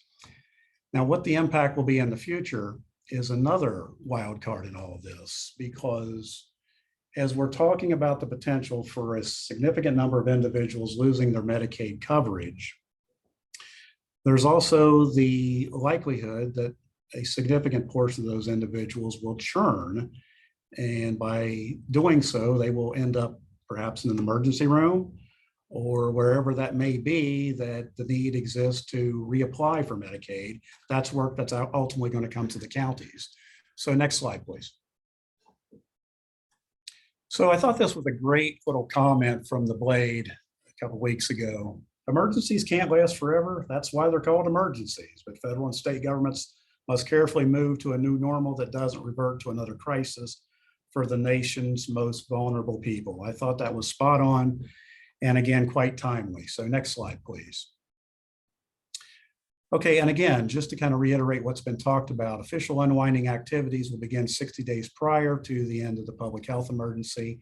Again, anticipating May the 16th, but everything is on hold until that point. All the prep work in the world can be done to a point, but once we know that date, then the real heavy lifting begins. So next slide, please.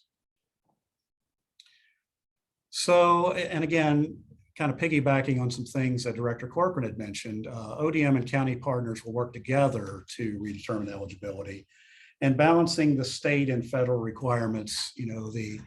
The language that was referenced in House Bill 110 talking about the time frame to unwind from the Medicaid enhancements, and all at a time when we're trying to balance what we would often call the bubble effect, and CMS has addressed that, meaning that they want to guard against individuals being all reviewed in 1 or 2 or even 3 months, meaning with you doing that, you end up with a situation where if we do and counties do a significant portion of Medicaid redeterminations in say June, July, and August, that means every year, because they're due for an annual renewal, they'll go through that same bubble.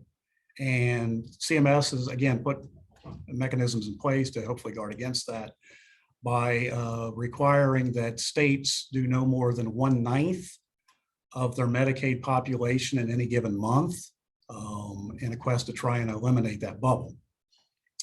And certainly we are trying to keep all the Ohioans enrolled that are eligible and reduce unnecessary churn. Likely the unnecessary churn is going to come in large part by unable to contact the client, by unable to get the verifications that we need to possibly move forward with another year of eligibility. And again, you're dealing with a situation where oftentimes that individual has been on Medicaid for a couple of years without a lot of direct involvement from the county or the state as far as redetermining their likelihood of eligibility. So identify those most likely ineligible for their current coverage and attempt to transition into other coverage.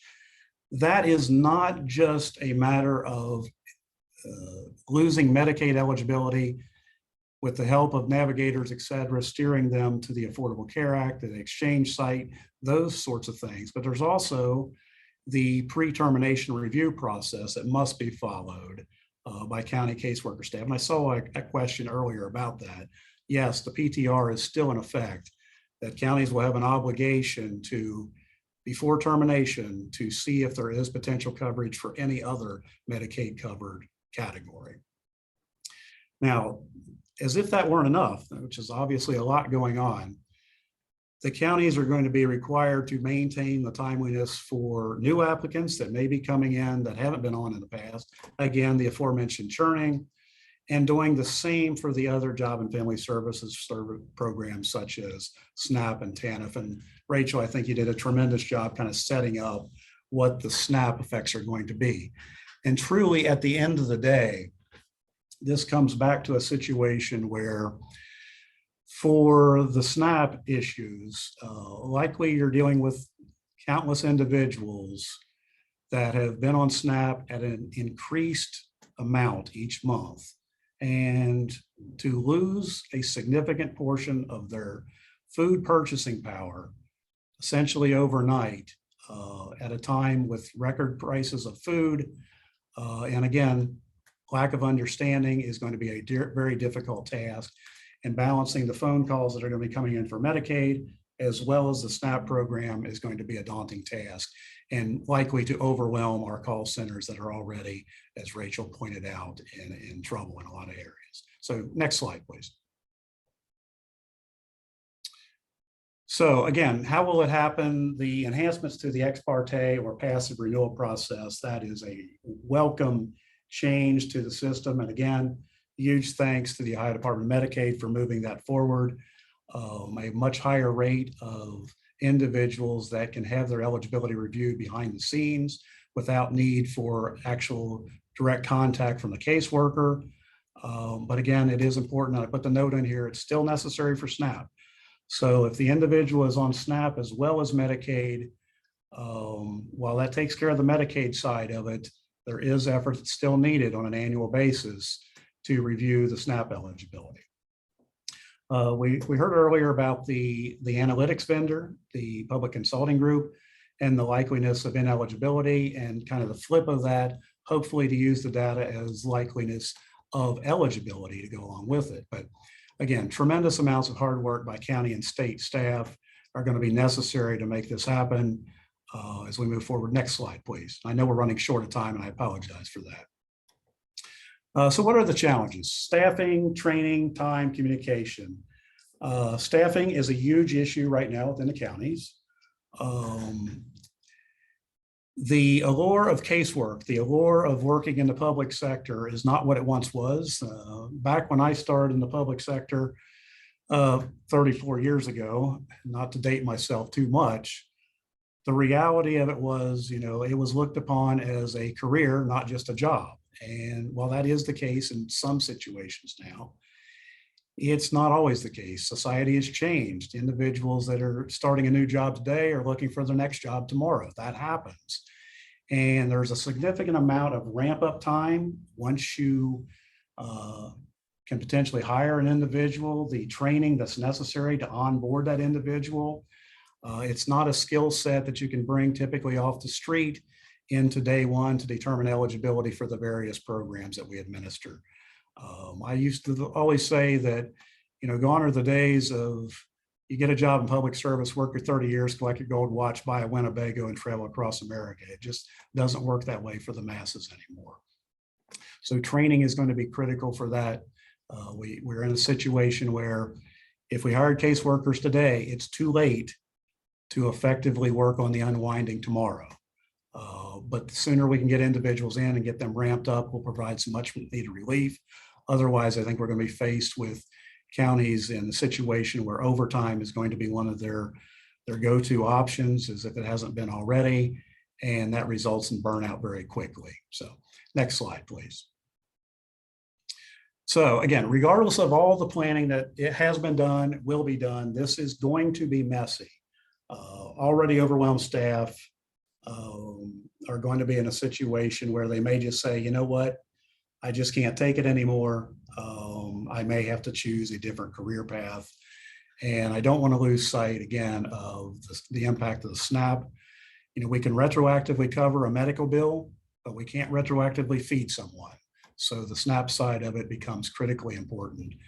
And last but certainly not least, the number of state hearing requests resulting from confusion, from notices that are going out to individuals where they may have a challenge getting a hold of individuals to clarify. Their last resort is to request state hearings, and that's something that the counties are going to need to prepare for, and the state's going to need to prepare for, having hearing officers to handle all this. So thank you. Again, I know we're running a little bit short on time. I wanted to leave plenty of time for questions here, but Amy, you want to take us to questions? I sure will. Thank you both for your remarks. The first question is from someone who's in the philanthropic sector, and she asks, what can community-based organizations and philanthropy be doing to support these efforts? Are there local level communications or awareness campaigns that could be supported? How might we all work together to ease the transition over the next year or so? Yeah, it's a great question. And I think the arguably the most important thing is an understanding by all of what is potentially at stake here, and encouraging individuals who are on benefits to do everything within their power to make sure their contact information is correct, and to be on the lookout for mailings, for phone calls, for text messages, things of that sort that describe what is needed. In some cases, maybe nothing will be needed, but in other cases, a lot will be needed. So they need to be prepared for that.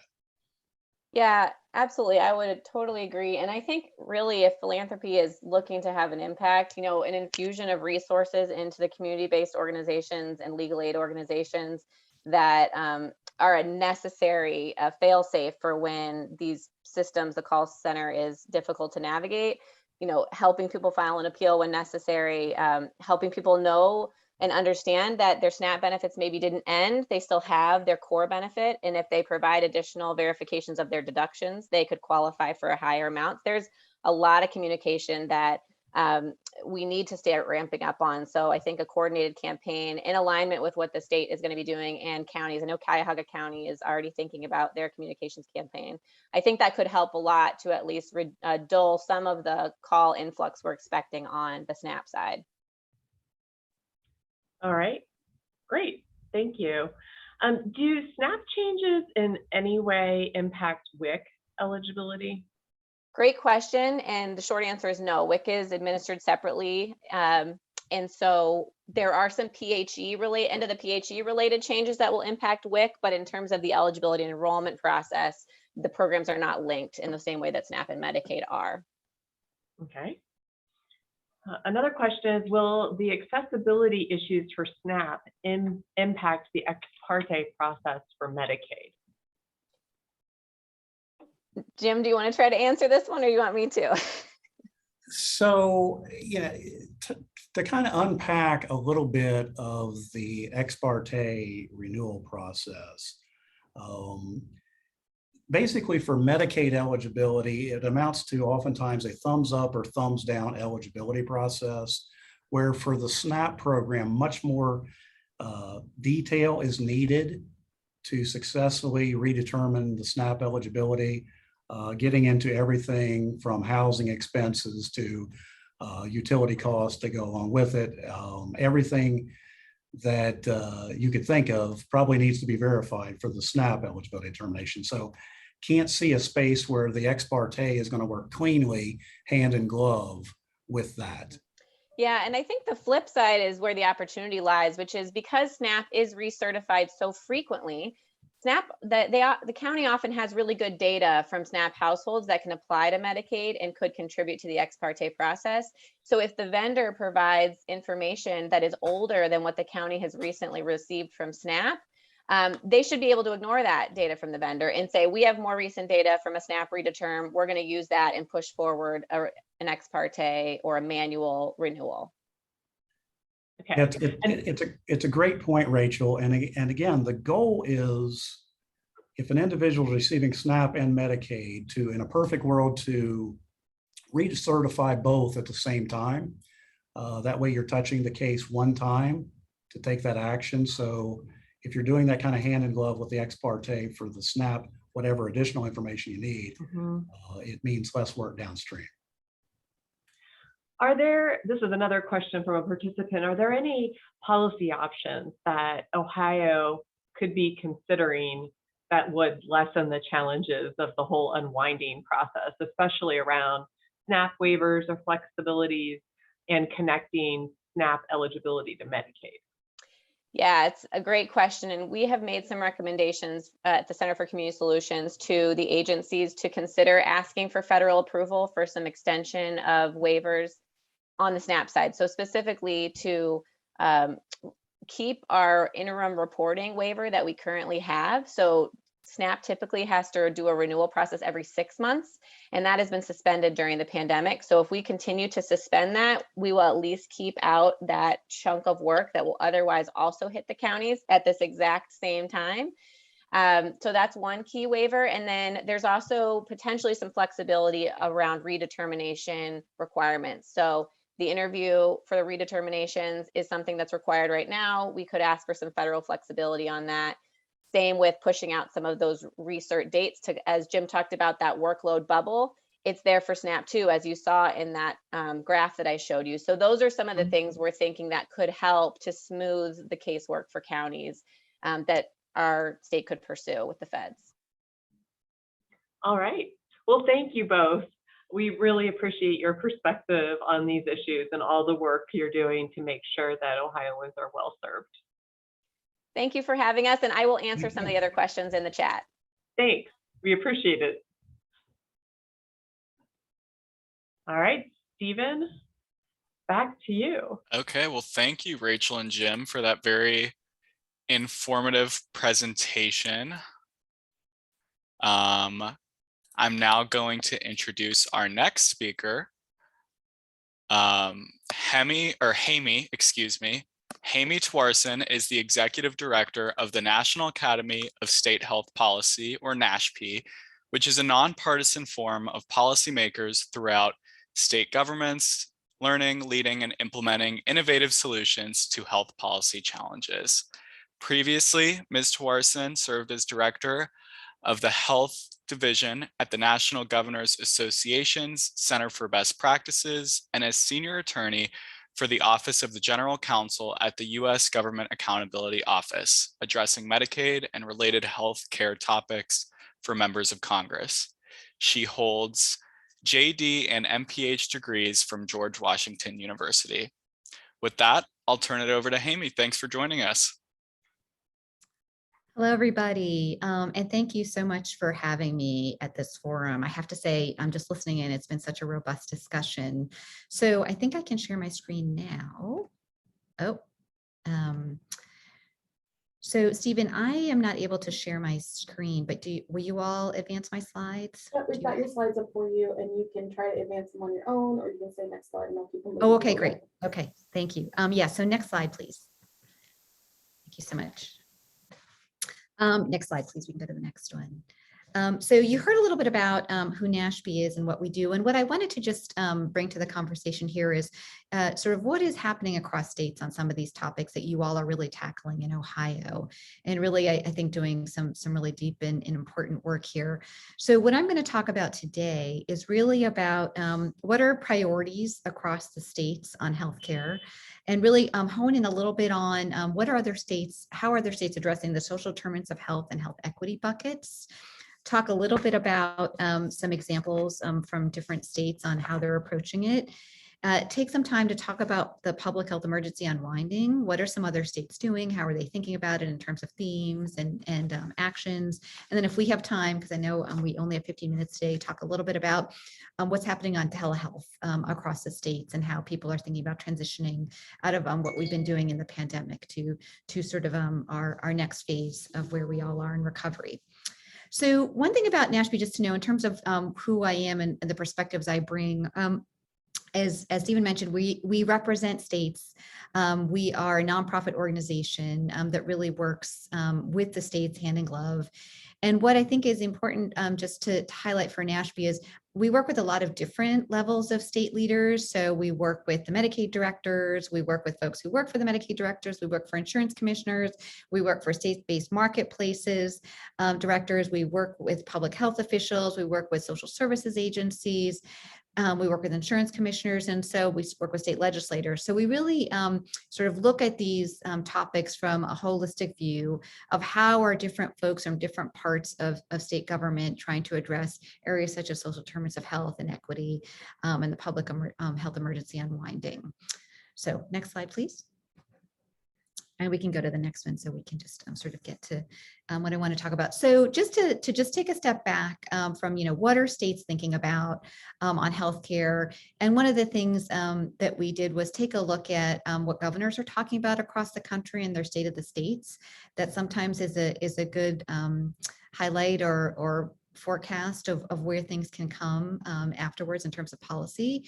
And one of the things I just wanted to highlight for you all is really as we come through this pandemic and move into sort of the next phase of what we hope is going to be full recovery, jobs and wages continue to be at the top of the list of what governors talked about in the state of the states. Now, that's not unusual. It's often at the top of the list. Economic growth is always something that governors focus on. But I do think there's, with inflation and some of these other factors coming into the economic outlook, there is, I think, a concern to make sure that folks have the supports they need, which of course we all know link to better health. The other topics that came up, behavioral health. I really do view that we are in a crisis for behavioral health.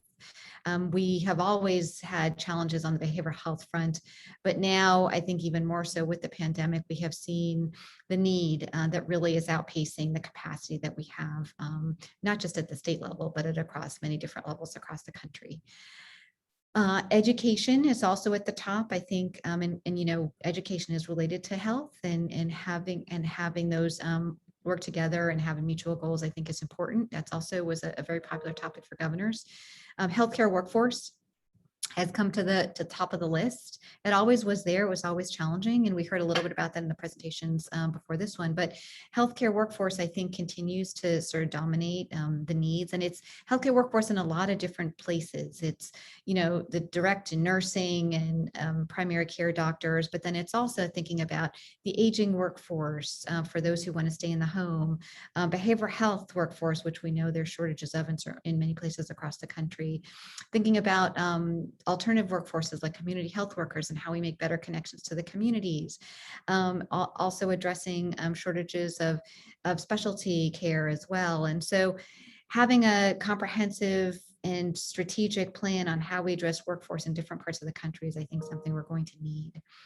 So, and then the other thing I'll just mention too is housing and homelessness. So housing in terms of the social determinants of health, and I'll talk a little bit more about that with some of the new work that's been unrolling in California, that has come to the top in terms of how do we address social determinants of health needs, along with food insecurity. And so there are definitely a number of states really interested in how do we build more supports for housing in our Medicaid program and beyond across our state. So let's go to the next slide. So to just roll this up in sort of a little bit of a broader context. So I talked a little bit about healthcare workforce already and behavioral health.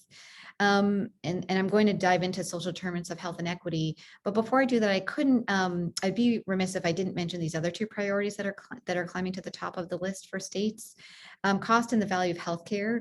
Cost to the consumer has been a very prominent topic in conversations, not just prescription drugs, but other health system costs, insurance premiums, et cetera. So for those who may be outside the Medicaid program and with inflation rising, I do think this is going to be a dominant topic as we continue on over the next couple of years. And so states are looking for new ways to think about how to address the cost part of the equation.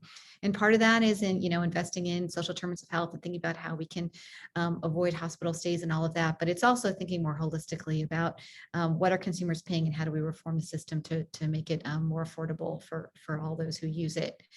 Public health. public health. I think we're in a time when people are thinking about how do we reform public health? How do we modernize public health? Where can we go next?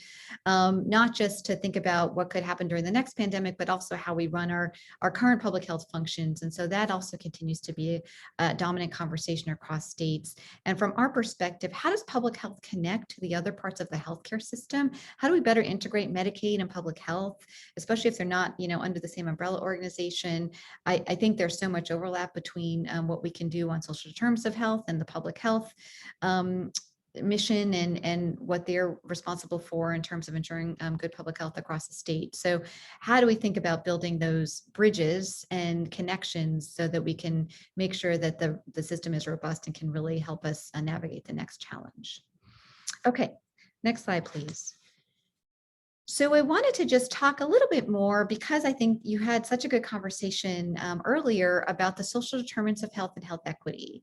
I think across the country, both at the state level and at the federal level, there is an increasing interest in what can we do? How can we improve health outcomes and address disparities?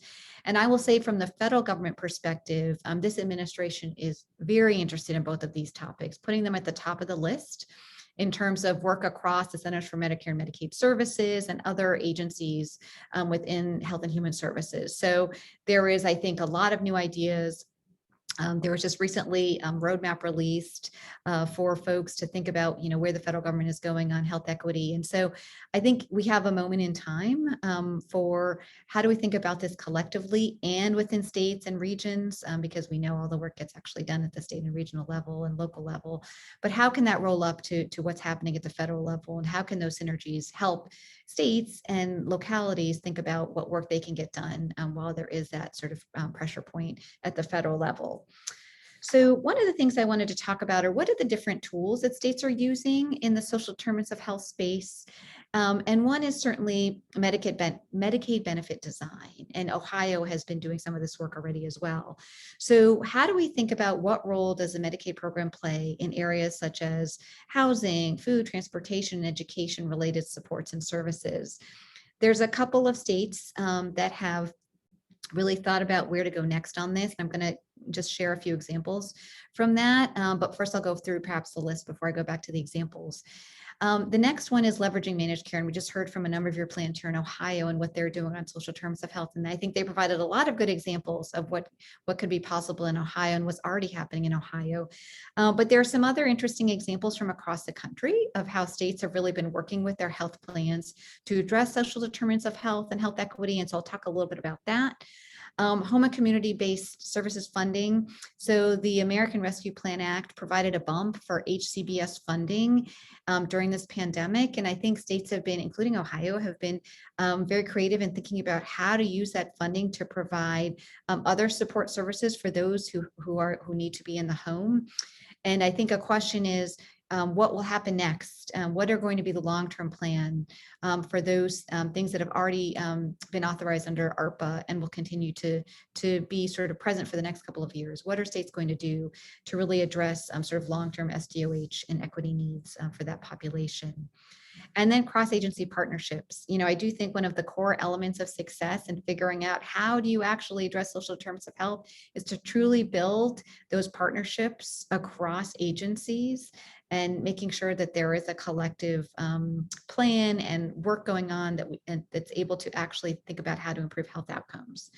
So maybe just circling back on a few of those, just thinking about, okay, what have different states done on social determinants of health? And one thing is I really wanted to point out, and I think you all are very familiar with the work going on in North Carolina.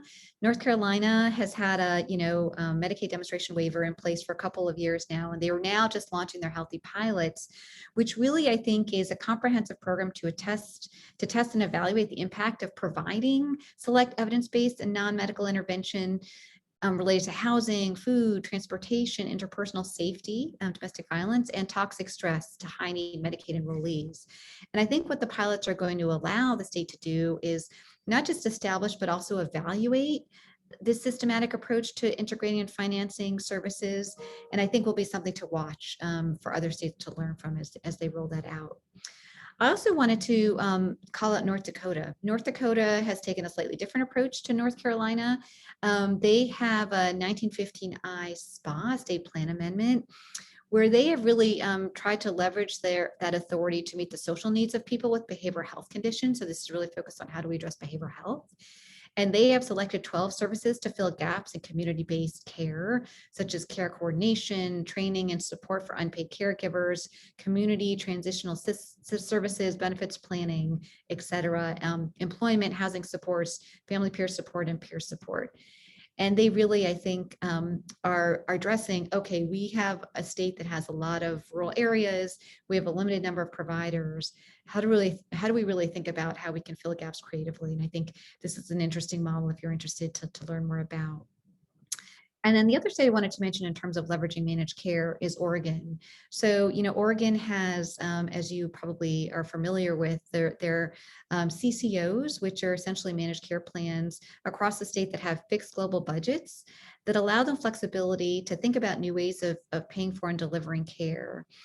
And they have a set of incentive measures that are linked to a quality pool fund, and they have to meet benchmarks for performance on these measures to be eligible for the incentive payments from the quality pool.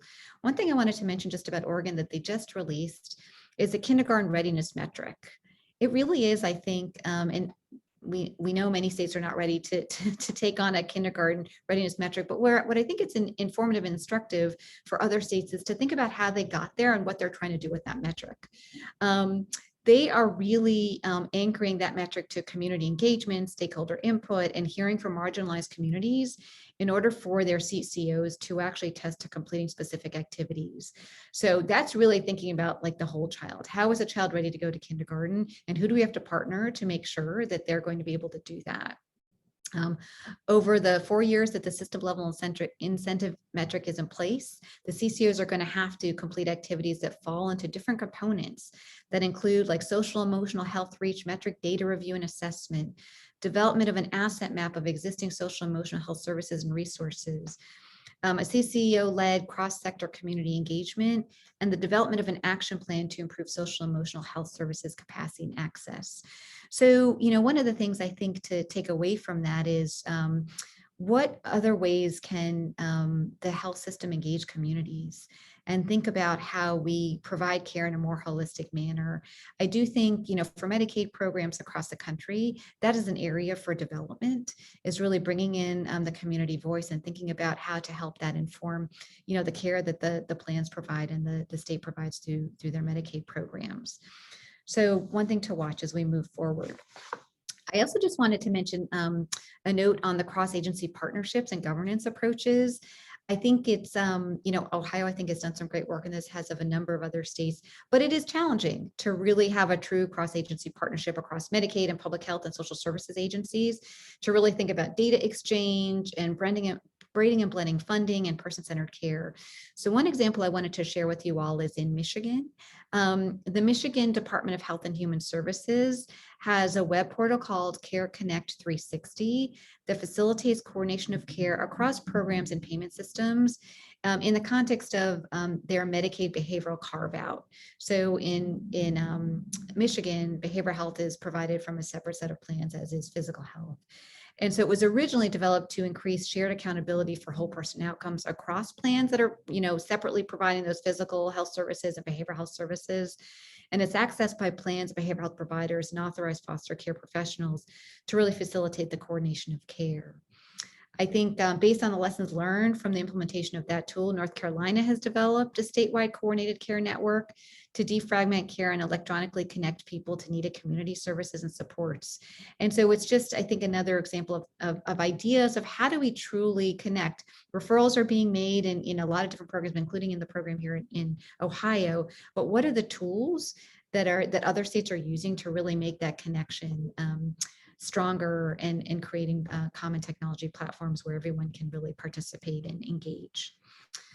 On the health equity side, I think there's a lot of things to think about on what different states are doing. And so one of the things I think is buckets to think about is the COVID-19 response, understanding how to learn from what we've experienced in terms of disparities that have been exacerbated by the pandemic, of how we can do better. And one thing I did want to mention is, there are even low-hanging fruits like, catching up on immunizations for Medicaid populations where there is a disparity between non-Medicaid and Medicaid populations in certain states. And some states, I think, really feel like the next step is thinking holistically about how to make those connections. Data sharing and disaggregation. I think understanding what those data are and how to collect it and then really use that to inform policy is really important, and engaging with communities.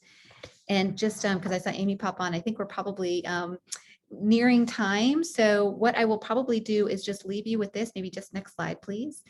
Is just give you a couple of just high level examples of California. I just wanted to mention California because they just received approval from CMS to provide in lieu of services authority for social determinants of health services. So California had a 1115 demonstration in place, but what's different and interesting about the in lieu of services is providing plans with the opportunity to offer alternative services that are cost effective and that could be preventive for SDOH. And CMS, I just want to highlight for you all, is really pushing this idea of, look, your managed plans don't have to take advantage of those services, but they can.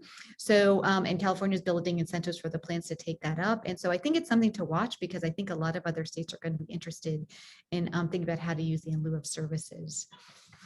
And the only other thing I will say is the Massachusetts risk adjustment methodology and Michigan health equity plans. Those are just examples of how states are using different tools to really address SDOH. In Massachusetts, I think they're thinking about, they are incorporating social risk factors into their payments to Medicaid managed care plans and accountable care organizations using administrative and survey data, which I think has been, they've learned a lot over the past couple of years doing that work. And on the Michigan health equity plans, they have really used incentives, and Ohio has some of these incentives in their managed care contracts and Medicaid, but they've really used some incentives to address some disease conditions for particularly Black populations in the state, and they've really seen results. So I do also think that's something to learn from if you have interest. So Amy, I think maybe we probably want to maybe switch to questions at this point, if you want me to take a break now in the presentation. Well, we need to move on to the final panel today. But if you wouldn't mind staying on, Amy, and just looking at the question box and see if any questions emerge. Also, we want to just reemphasize that all of the slides are posted on our website as well. So you should be able to then take a look at this entire slide deck and focus a little more time on digesting all of the information too. Thank you for joining us, Amy. We really appreciate it. Of course, thank you. Okay, have a good day. Okay, yeah, thanks again, Amy. So in our last session for the day, we'll have our second panel of Ohio Managed Care Organization Health Equity Directors, moderated by Amy Rolling McGee. So Amy, take it away whenever you're ready. All right, great. Well, we have joining us Angela, Erica, Shelley, and Nathan, who are with Anthem Blue Cross and Blue Shield, Humana, United Healthcare Community Plan, and Molina Healthcare, respectively. They will be sharing with us their insights on the next gen contracts and issues related to equity. So similar question, or actually it's the same question that we asked the first panelist, and that is, as we approach the next gen contract, what one thing are you looking forward to related to equity? I think we'll start with Angela. Hi, hello everyone. My name is Angela Avnaim. I'm with Anthem Blue Cross Blue Shield. And so the first thing I want to say, really, Anthem is honored to be a part of this next generation of Medicaid plans. And while we are new to Medicaid in Ohio, we are not new to Ohio. And we've really been proudly serving Ohioans for more than 80 years here. And we've been really keenly focused on raising awareness about how equity really impacts all areas of our well-being. And it's really an essential step to improving the health of our communities. But here's what we know, right? Advancing health equity, it does not happen by chance. It requires that programs and approaches are really intentionally crafted to address the unmet needs of these populations that are made vulnerable by our systemic inequities. And the root causes of those inequities are what we work to identify and address. And what we call this internally is really health equity by design, right? And so when I hear the question, what are you most looking forward to? It's that work. It really is the work.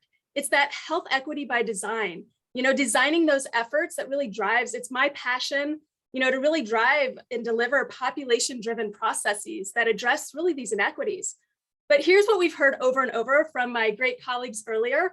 I can't do this alone, nor do I ever want to be alone. And if there's anyone out there who knows me personally, I am very chatty, social, and collaborative, and I've never understood or abided by silos. And that's the best part about this work. Working together with these multifunctional teams, right? My partner MCOs, our community-based organizations, government partners, community members, and then of course our members, right? Bridging that gap, making sure that all those voices come together to help us design these equity efforts. Everything has to be member-centered and data-driven, but yet still address the needs, not just of our members and their families, but really of Ohioans in these larger systems. So really, that's the piece that I love, is the designing and implementing with a team, this health equity by design. Great, thank you, Angela. Let's move on to Erica. I love hearing Angela talk, and I definitely enjoyed hearing all of my my fellow health equity directors in the previous panel as well. So when I think about, what I'm really excited about, I think back to recently a panel that Director Corcoran was on for the kickoff of Minority Health Month. And she talked about the process that ODM went through to collect feedback from all Ohioans. So what really gets me excited is that we're listening to the voices of people who oftentimes have not been at the table and have been unable to make critical decisions that have impacted their health. So I'm excited that this next generation of managed care is focused on reducing these health disparities to achieve health equity, that these health disparities, we all know, are adversely affecting groups of people who have been systemically experiencing greater social and economic obstacles to health that are characteristics that have historically been linked to discrimination or exclusion, such as race and ethnicity and religion, socioeconomic status, gender, age, mental health, cognitive, sensory, or physical disability, sexual orientation, or geographic location. So I'm really excited about and know that we can work collaboratively to achieve health equity, ensure that everyone has a fair opportunity to attain their full health potential. So at Humana, what does that look like? We're committed to ensuring that every person's best health will not be determined based on their background, where they live, their resources they have, or other systemic factors like poverty, racism, and discrimination. And we're doing this by actively working to eliminate disparities by promoting cultural humility at every level of our organization, integrating health equity into all of our aspects of our policies and procedures, practices, processes, systems, and ensuring that health equity is a core element of our population health strategy. So this is something we're actively working on every single day. Okay, great. Shelley, what one thing are you most looking forward to? So I think I have to echo a lot of the great comments that we've heard up to this point. And I think that really empowering and advocating for our members' voice is something that we are actively working toward, and very excited about on a daily basis. We know that both here in Ohio and nationwide, reports identify, as Angela mentioned, root cause barriers to poor health outcomes as being really associated with a lack of trusted relationships in the healthcare system. We know that trauma impacts access to care, as well as lack of empathy. So as MCEs, both individual and collective, we are really uniquely positioned to identify those barriers to healthcare access and quality.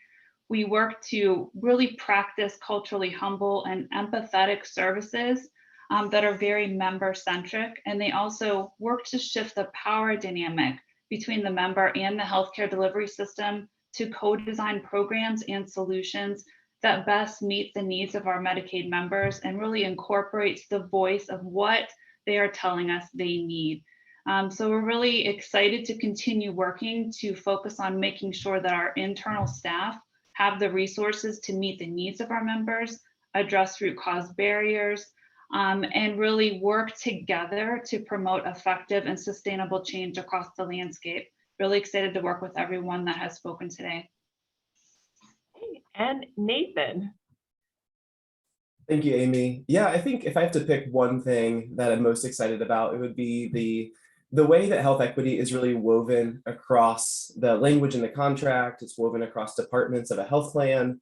It's demonstrated in our health equity collaborative of all plans for Ohio. And I think that's just a piece that does it for me, of just really recognizing it's that DNA component that's really embedded in just the nature of what we do. It's not a single kind of siloed off approach or a program where we can just address health equity over here and expect to make an impact or move the needle towards greater health equity. It really does require that deeply ingrained kind of foundational element of looking at health equity as a core component in everything that we do when we're talking about quality or utilization management, provider contracts, et cetera. You get the picture. And so I think for me, that's kind of the most exciting component, is just that kind of woven across all elements for Ohio. And I think when you look to other states, we kind of stand apart in that. And that's kind of a way that I'm excited for us as a state to really lead by example when it comes to health equity. I'm wondering if each of you could share an example of what it looks like to embrace equity in either your internal work or your external work with members. I think a couple of you talked about like elevating member voices or integrating their concerns. So if you could share with us just an example, like a practical example of what that looks like in real life. So for us, what that looks like in real life is making sure that we have those provider and consumer advisory boards. So, ensuring that, our members have an opportunity to, share their experiences that will help us to inform the work that we're doing, inform our outreach, and inform our services. It gives us like that snapshot of what are we doing well, where are our growth areas, and, areas where we really need to make some changes. So I think that's one practical way to ensure that we are incorporating the member's voice. Okay. Sure. I'll break it up also internally and externally. So internally, I think we look to our own diverse workforce. Really, it is critical to addressing the needs of a diverse membership and diverse communities. A few recent statistics I'll share with you. 88% of our associates are female or people of color. More than half of our managers are females. We are a GI Jobs Best Employer for Veterans. And we're also, and this one I'm really proud of, on par for gender pay equity. So we know that our associates make really their best contributions when we feel welcomed and respected. And we make sure that we have open arms so that people can bring their whole selves to work. This is really an inclusive environment. And it really helps for us to be able to provide the care to our diverse members in those communities, as I mentioned, that continue to change.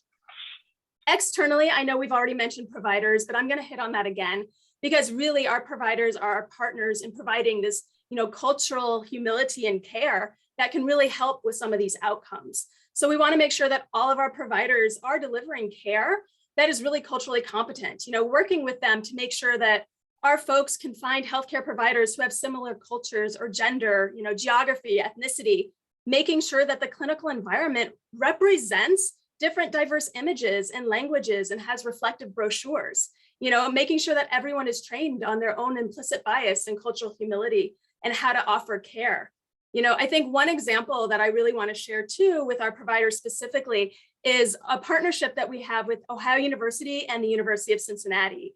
We have developed scholarships with both of these programs to help increase access to care in rural counties in Appalachian, Ohio, that don't have access to primary care as much as some of our partners in some of our bigger cities.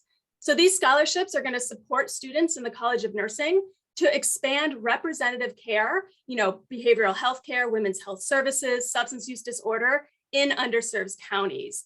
And so this is just kind of one example on how we're working to find individuals, working with our partners who are already in these counties to expand access to care that is going to be culturally representative of the communities and expand just basic access to care for our members and the community at large. Okay. Shelley? I think here at United, it's important to note that we really do keep the member at the forefront of everything we do to address inequity. So really looking internally, our mission here at United Healthcare is to help people live healthier lives and to make the health system work better for everyone. So looking inward in action, we embrace equity internally, literally at every level of our organization. Our executive leadership has a deep commitment to embedding equity into our organizational culture and our business processes. So this takes many forms, but one example would be incorporation of equity pauses in our executive leadership meetings to understand how changes in programs and policies impact our membership. We also leverage an empowered workforce focused on providing culturally humble and member-centric care. We really work hard to make sure that all staff at every level of the organization have the resources and training in health equity, in empathy, in trauma-informed care, and cultural humility to identify potential member needs and resources. And then really making sure we have the internal tools and resources to identify populations most in need via that data. So that's a key piece of this conversation is identification of the need and action that can be developed from identification of that need. So really encouraging our members to self-report their race, their ethnicity, their gender and language is important, but we need to make sure we have the infrastructure in place to meaningfully leverage this data for action. So this is just a little glimpse into some of the internal areas of focus that we practice daily here at United. Thank you. And Nathan. Yeah, I think one of the reasons I love this question is because it's emphasizing the need for both of the internal and the external. And I just think that's critical. Thinking about internally from a personal individual level, as well as internal from an organizational standpoint. You know, I think it's something for Molina, and I'm sure other health plans across the board too. It's just really important that each of our employees are kind of on this process or on our own journey towards understanding where we see things like implicit bias and how we mitigate the effects of that. So internally and how we're operating, but then from an organizational standpoint too, embedding health equity inside looks like different tools that we have created at Molina to really create a health equity impact assessment of sorts, where we're embedding that and using it as a filter for QI initiatives or thinking about our community engagement practices. So which population groups or which communities may be left out of a certain initiative if we're not considering the nuance that's needed to really support our diverse membership. And then externally, I would say the piece about we try to live the concept of nothing about us without us. And so making sure, again, with the voice of the customer and bringing in the member voice, of just thinking about the different populations that we're referring to or that we're talking about when we think about health equity. And so we want to make sure that we have diverse representation of the different population groups. So particularly, of course, racial and ethnic communities, but as well as LGBTQ communities too, and just really understanding the need for member voice to inform our health equity strategy. And so one of the ways that we have taken that into action too is intentionally diversifying our family and member advisory councils, of making sure that we do have that kind of diverse, adequate representation to really speak to what we're doing from an organization. Do you find that people, like, how do people volunteer to serve on these advisory committees, and are people eager to do that? So I would say for us at Molina, it's a kind of a multi-pronged approach, especially during the pandemic. It's been a little more difficult, just to be completely transparent, with recruitment efforts and trying to get the right representation there. And so a lot of it is really just outreach, phone calls and case managers and different interactions that we already have with our members.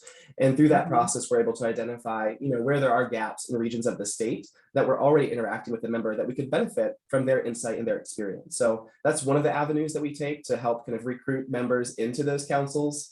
And then beyond that too, we do connect with our providers and CBOs to offer that information so that that can be shared with members as they're interfacing with those different community agencies as well. Okay, great. Earlier in today's session, a participant asked about the HHS equity plan. And I'm wondering if any of you have any insights to share about how kind of the federal umbrella influences your day-to-day work? I'm glad to take that, Amy.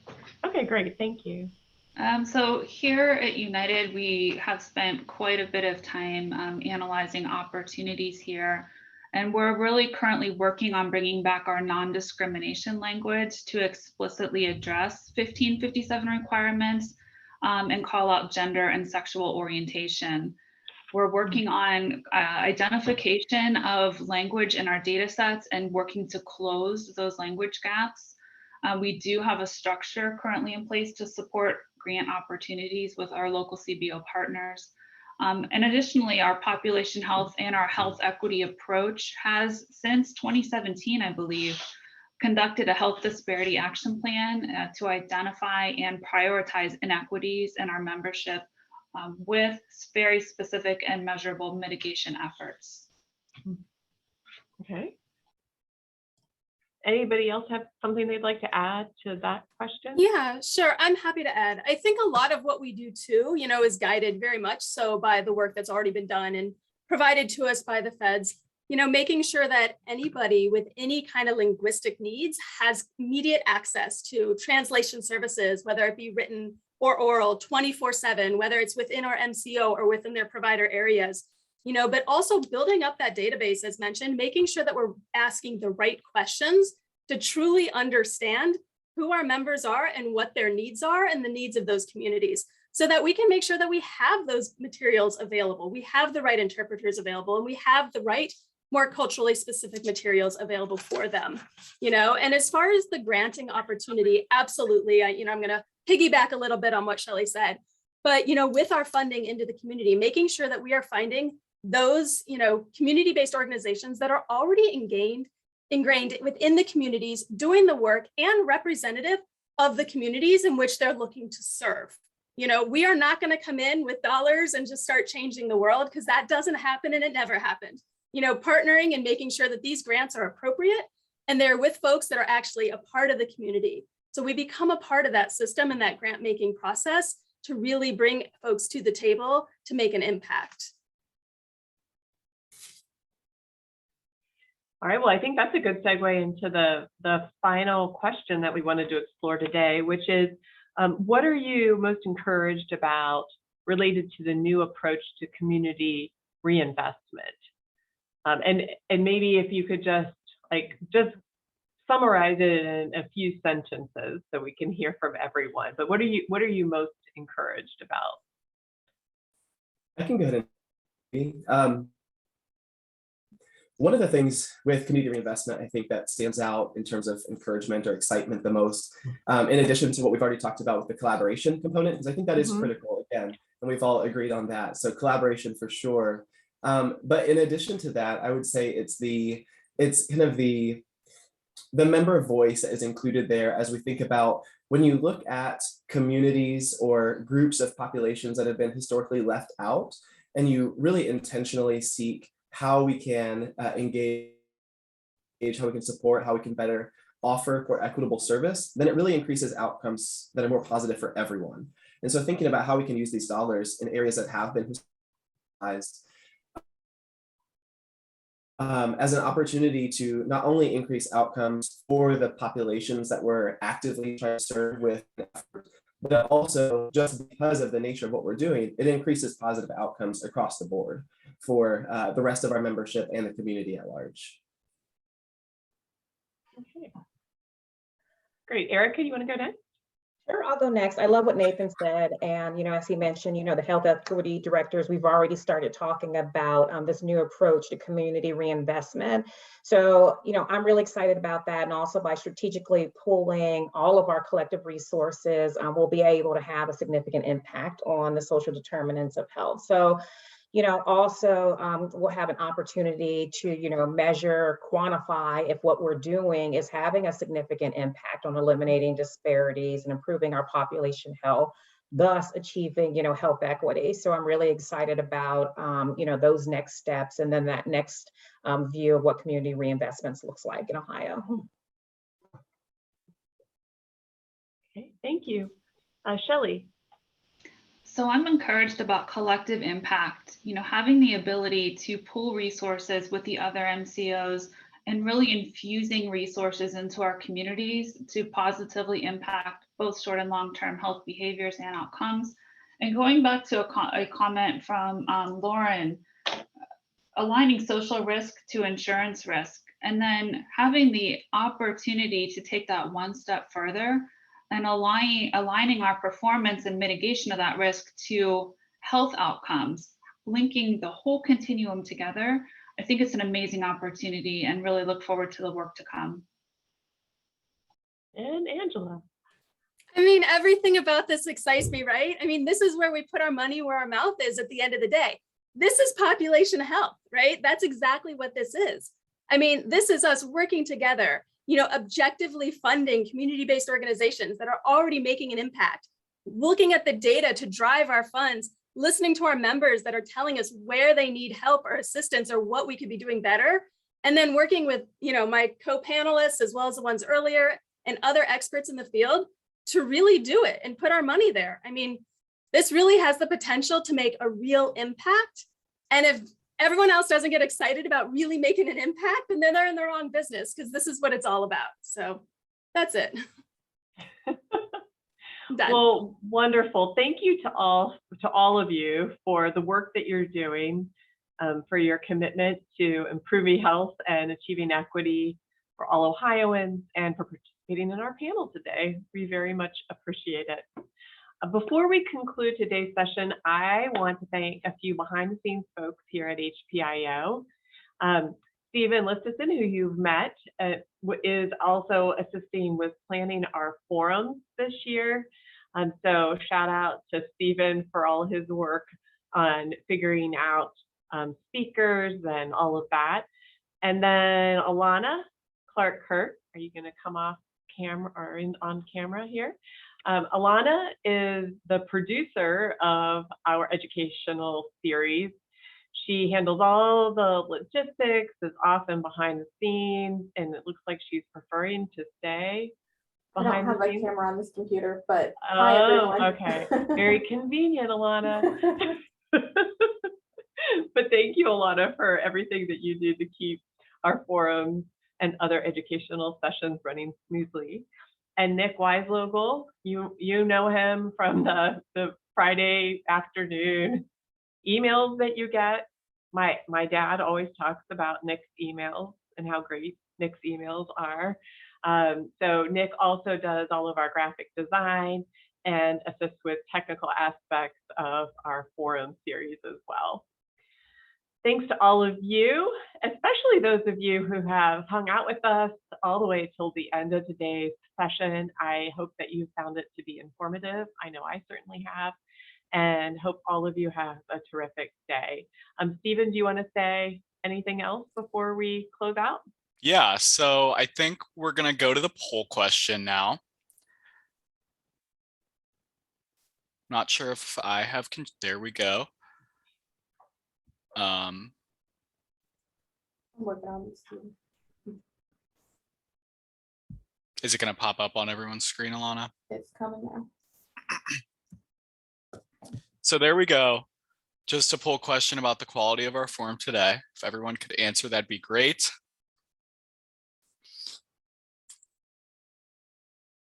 I just want to echo Amy and say thanks to our panelists on our second panel, and thank Amy for moderating. So thank you, Angela, Erica, Nathan, and Shelley.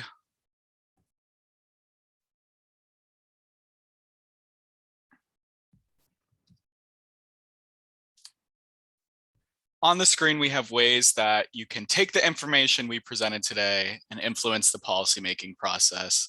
Obviously, there are a lot of important upcoming issues and changes to the Medicaid program. So these are just ways that you can impact the policymaking process. Thanks for attending our forum today. Please take the short survey that will be sent to you via email and share any feedback you may have had about today's event. These are ways you can connect with HPIO, and thanks again for joining.